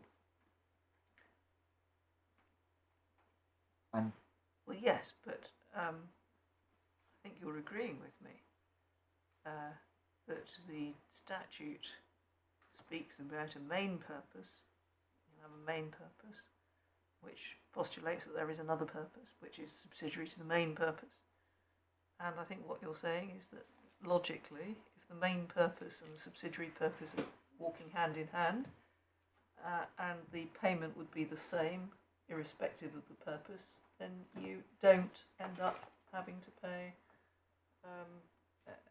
or you get the tax relief come what may, notwithstanding that the main purpose of what you were doing was tax avoidance. And speaking for myself, that sounds a little antithetic to what Parliament intended. No, I'm not saying that, my lady. No. The attribution has to be between main purposes. Exactly right.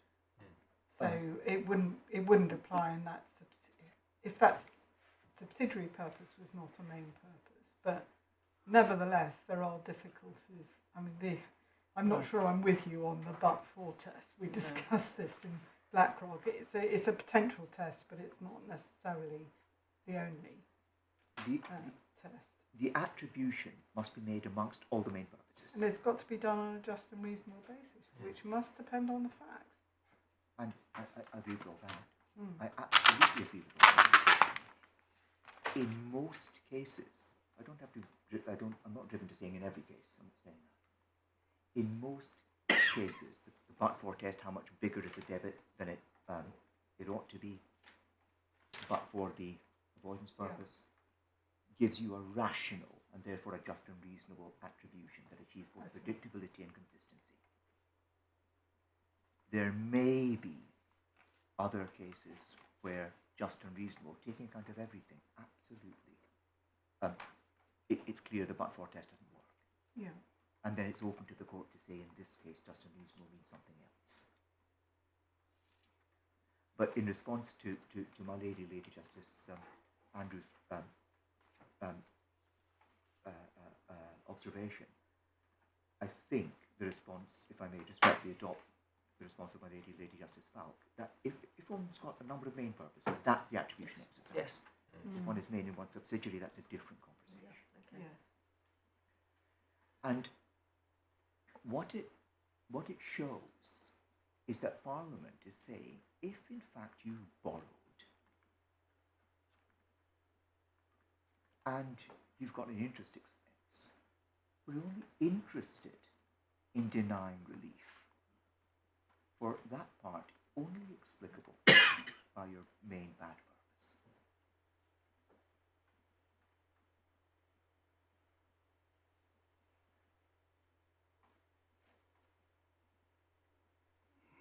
And that, in my respectful submission, is a sensible approach for the draft process.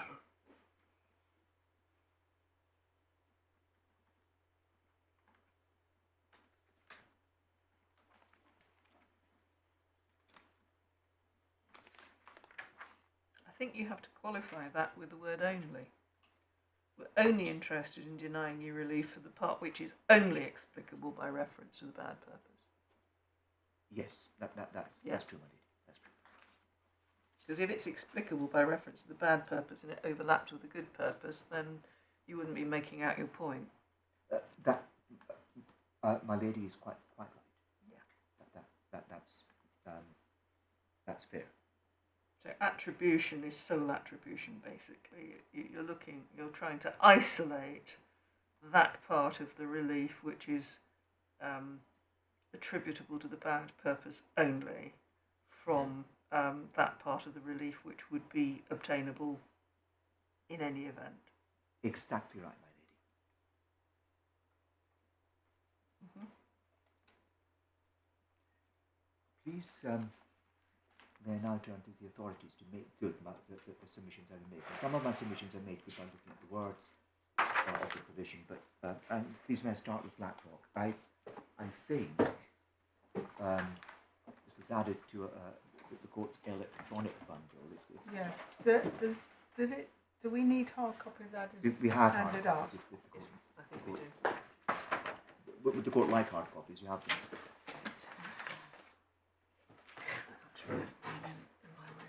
Test of memory for me. Thank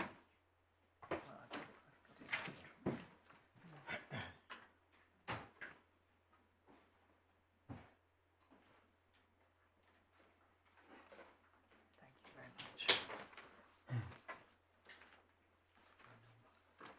I'm going to put these at the back of volume 2. Yes.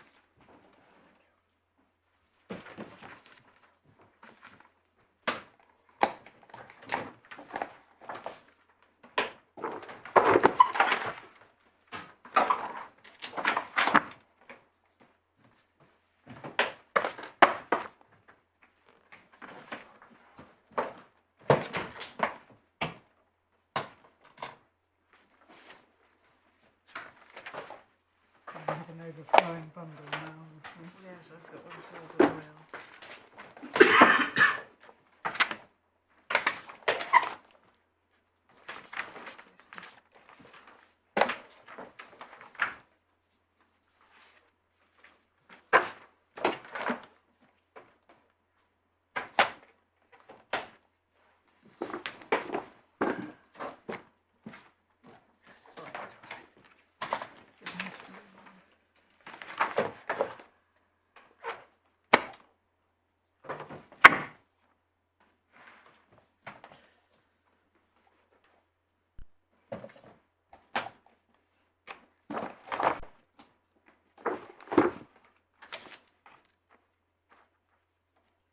You'd like us to look at BlackRock first? Please, my lady.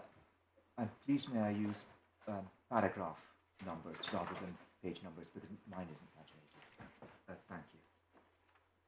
And please may I start at paragraph 105. A lot of this I can take short. It's critical, but it can be taken short.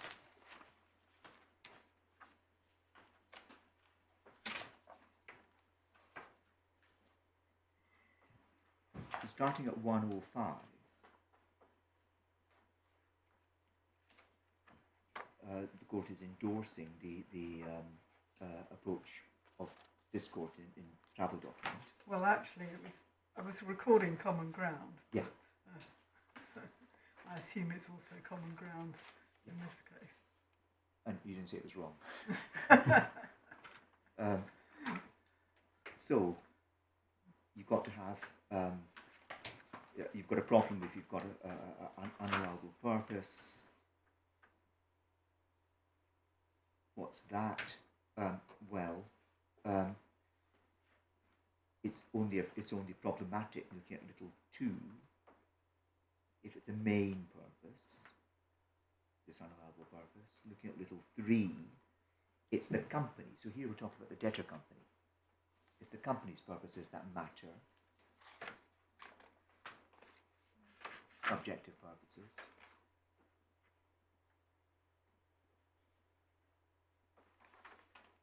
And you're looking at the loan relationship in question. That's important. Also, it's material in this case. The revenue's complaint about the change in the interest rate. The way the revenue put their case is that what that did was to infect the commercial loans with a new avoidance main purpose.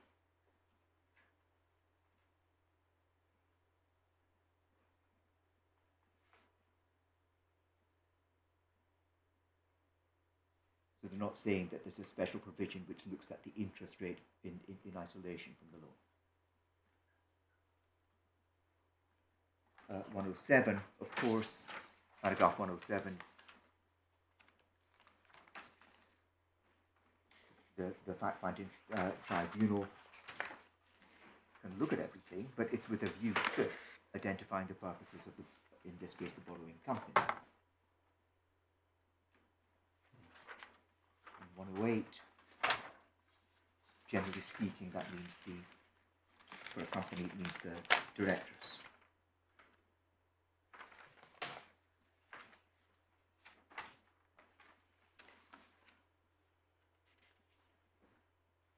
And then this court had, my Lady Justice Falk had more to say about purpose, and please may I pick it up, it's paragraph 124.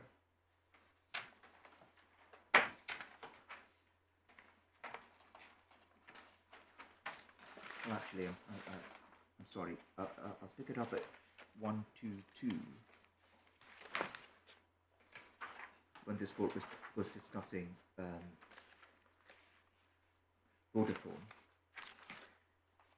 And the reason I'm looking at this is simply to make good one point I made in submissions.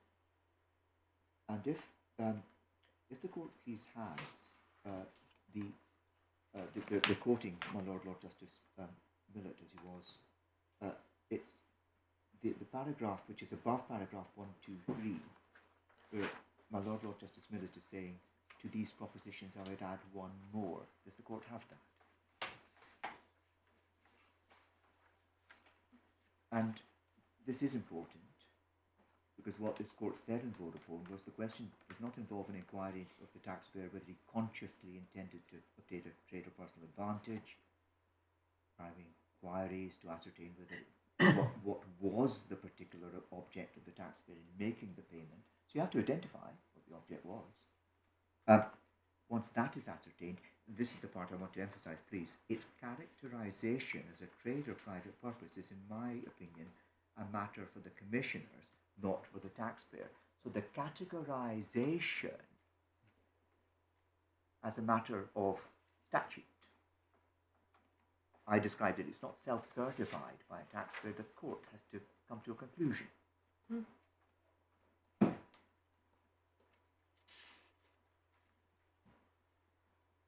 And if they come to the wrong conclusion, give the court's conclusions on particular evidence the wrong label, the wrong categorization, that's an error of law.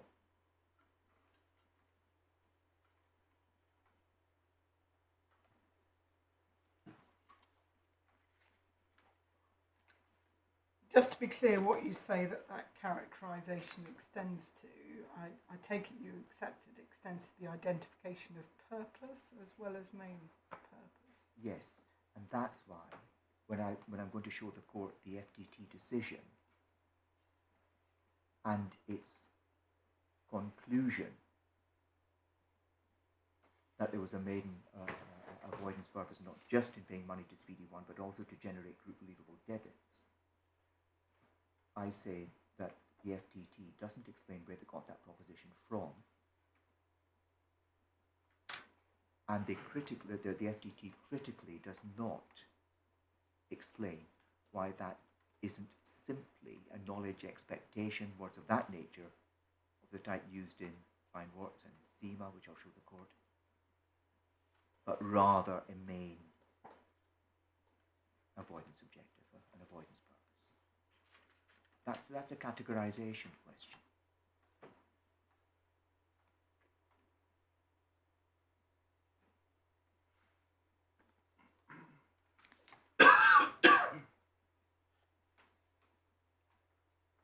Please to answer the question. Yes, thank you. At 124, we have a summary of how you find purpose or object, look into the minds at little a, little b, distinguish object from effects or consequences, even if inevitable, they're not necessarily the same. C, subjective intentions not limited to conscious motives. Motives aren't necessarily the same as objects or purposes. That was looking at a case like McKinley. The fact that the payer of the money was keen that a partner moves house. And that's what literally motivated the payment. Is not to say that moving house was the purpose of the payment. It was to reimburse personal expenses. And that, put another way, because some of these distinctions can become quite sterile, what one really has to, in my respectful submission, what one should do is identify the factual evidence, ask oneself, is this what you were trying to achieve? Was it an object, yes or no? And was it important? Was it a main object, yes or no?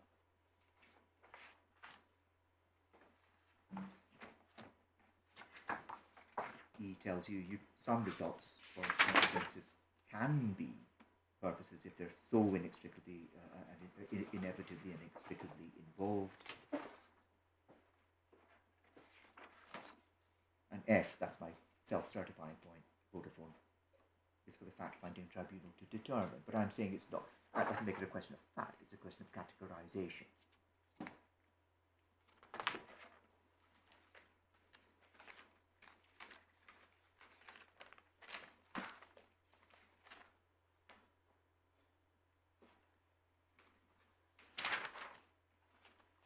Paragraph 150 is, in my respectful submission, critical. And I said this needed to be said.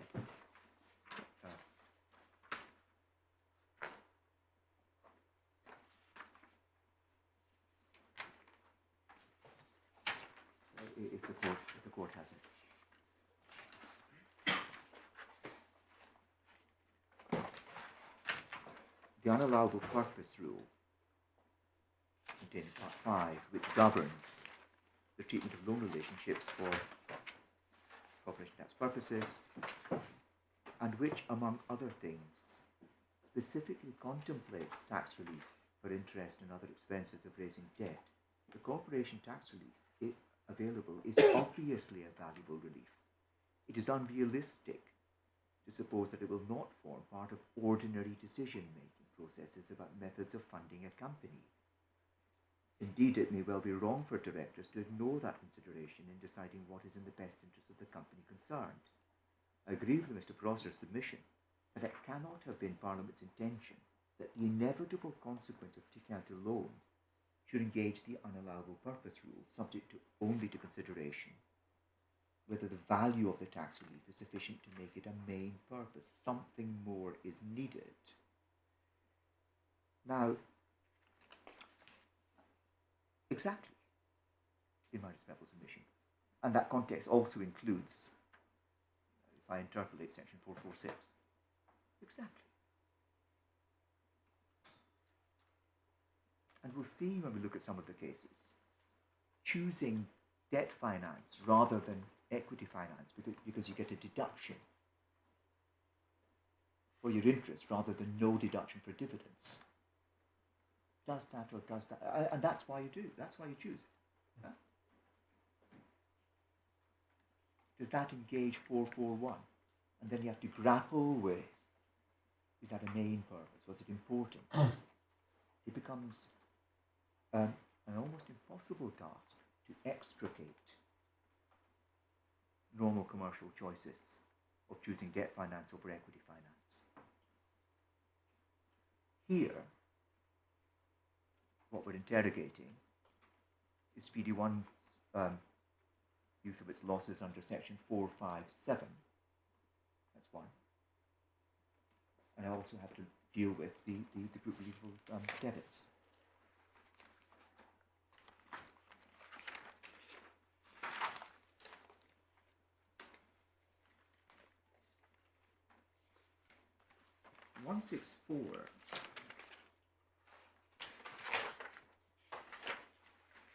And if the court please reads 164 and 171.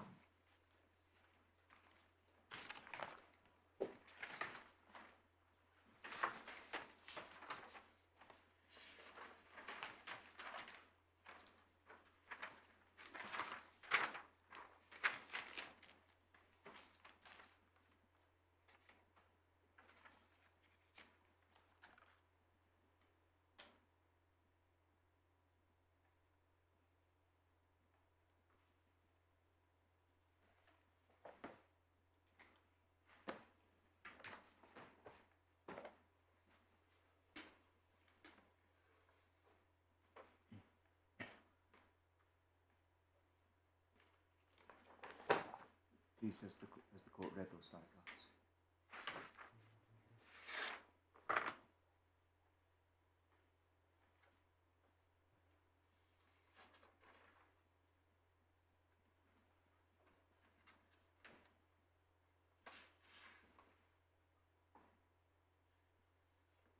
I don't mean 164 to 171, I mean 164 and 171. Yeah.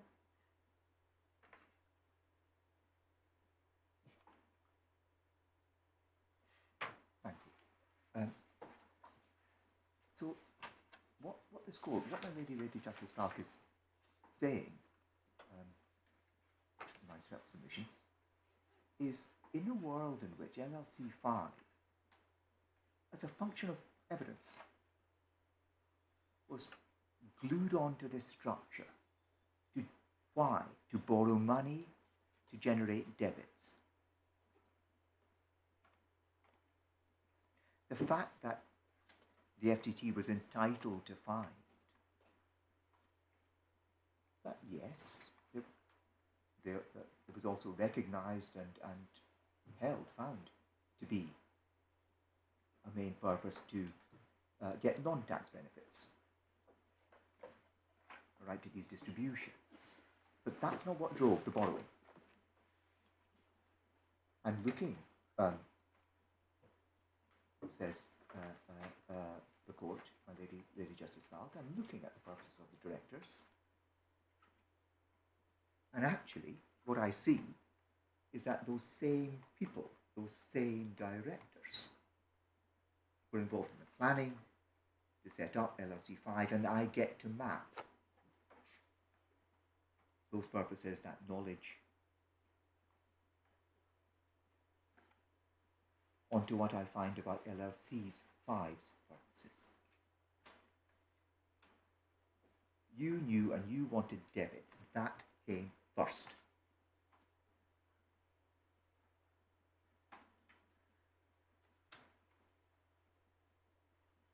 And looking at this structure, what else is LLC 5 doing there?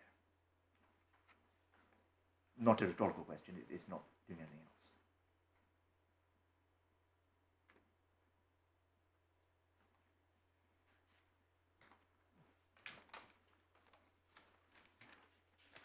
That's why, even though that borrowing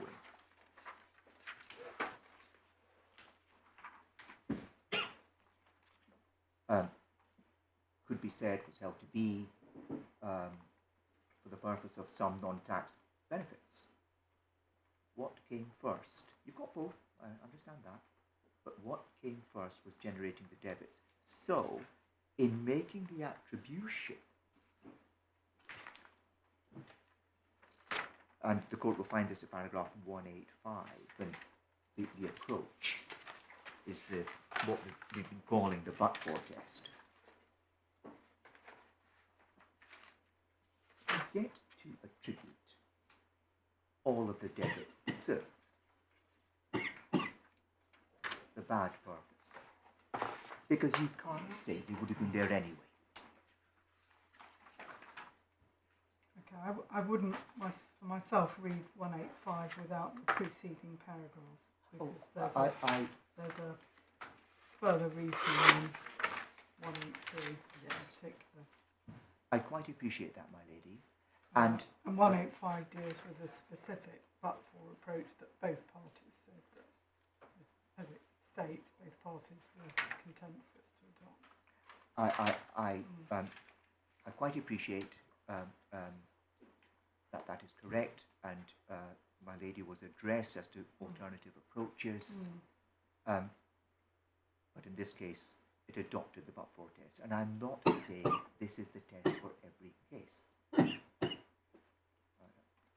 But you are, as I understand it, saying it's the test for this case. Yes, because the attribution exercise where you have, and this only arises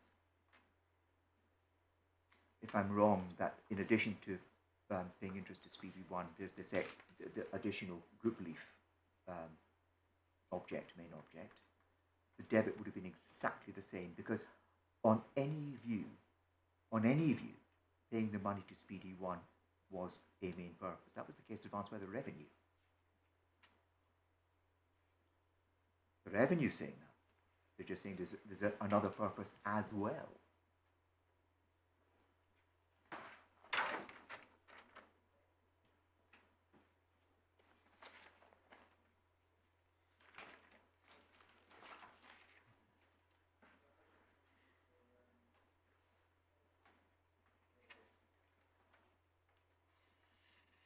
I wonder, taking the court through the authorities is really not going to take very long.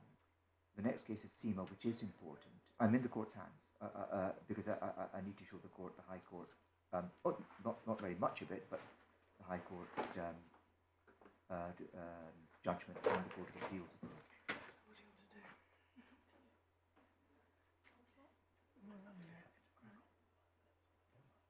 Well, let's crack on for 5 minutes and see how we get on, and we'll find a convenient moment to stop. Of course.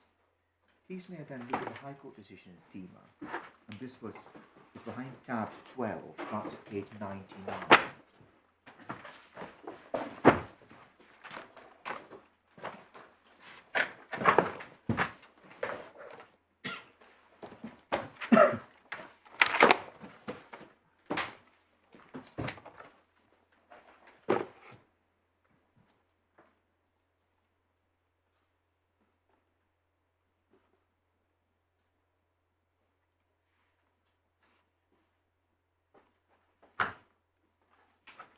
please may I take the head note short.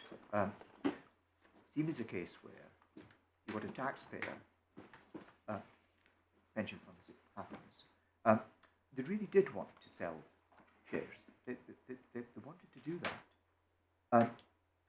But if they sold the shares on the market, they'd get one price. If they sold these same shares back to the company, the issuing company, the revenue would have to pay them money. Because there was a tax credit which the pension fund can't use because it was exempt, so it got money. And what the issue was whether, under these provisions, which are very similar to the loan relationship provisions, that sale of the shares back to the company had a main tax avoidance purpose. Held yes. I'm picking it up. It's using paragraph numbers, paragraph 14. This is the High Court decision, Mr. Justice Michael. And paragraph 14 sets out the relevant provisions, 14 and 19. And the court will see that these provisions in an older and different part of the tax code are very similar to the unallowable purpose. And that's not a coincidence that the unallowable purpose provisions were taken from this. And in particular, paragraph 9, it's slightly different because looking at subsection 1, it's clicked on this provision unless it was carried out either for bona fide commercial reasons or in the ordinary course of making and managing investments. But this is the phrase, none of them had as their main object, or one of their main objects, to enable tax advantages to be obtained. And then paragraph 19,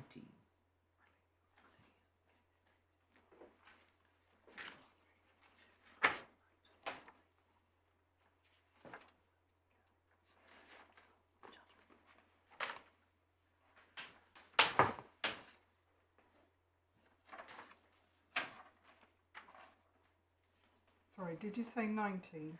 yes, my lady, Section I did. 73, That defines tax advantage, which is the analogue Yeah. of section 1139.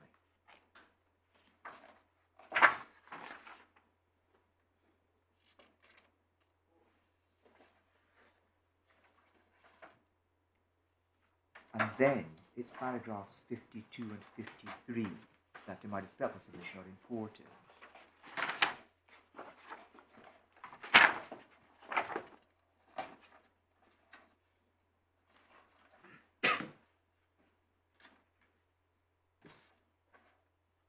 And I think it would be very convenient if the court were to read paragraphs 52 and 53, and I could just let the court know what I say about that before the short adjournment. Yes.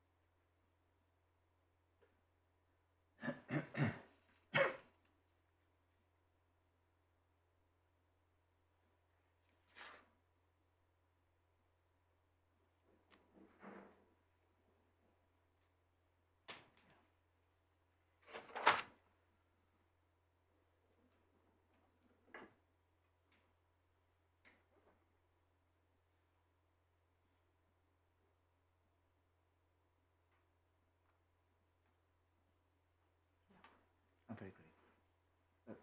Peters, my lord, Sir Launcelot Henderson. Yep. Thank you. So, in short, Kleinwort was a case where buyer spends, say it's 100 in buying securities. That 100 represents, say, 80 for principal and 20 for interest. The way the tax computation works is that that full 100 counts as an acquisition cost. But the taxpayer knew that on the receipt side, that 20 isn't, under the tax code, taken into account. So although the taxpayer pays 100 and receives 100, for tax purposes, the taxpayer only received 80, and it got a loss of 20. And what Kleinwort said is that's not tax avoidance.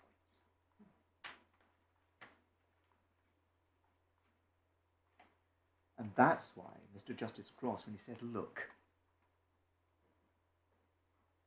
if you buy stock for 20 and sell for 30, and you wouldn't be doing any of this if you didn't get a tax deduction for 20. Even if tendentiously it could be said that it's a tax advantage, but it's ridiculous, his word, that the object was to obtain that the object was to obtain that tax advantage.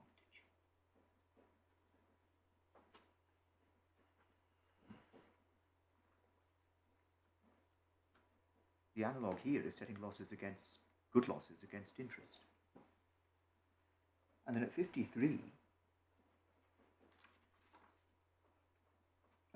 Mr. Justice Lightman says,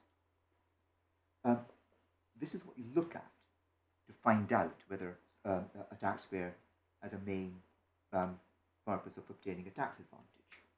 This is what you look at to consider the significance to the taxpayer. Tax advantage might not be a relevant factor you can put in brackets at all to purchase or sell, or to purchase or sell at a particular price. If it's icing on the cake, and that phrase has cost so much, it's just trouble. This is boring. I mean, I'll have to speak about it, but the next bit's important. Nor will it necessarily do so because it is a feature of the transaction or a relevant factor in the decision to buy or sell. The statutory criteria is that the tax advantage shall be more than relevant or indeed an object. It must be a main object. So, and I can close my submission before the shortage under saying this. What Mr. Justice Lightman is saying, and this is what's picked up by the Court of Appeal in this case, is that even where tax is relevant to your decision to do something, it doesn't follow that is your object, let alone main object, of getting the tax advantage. And of course, I'll close with this, statutory context is everything.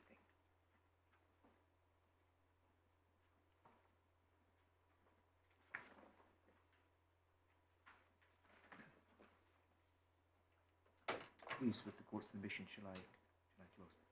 Yes, thank you very much. Well, we'll say 2:05.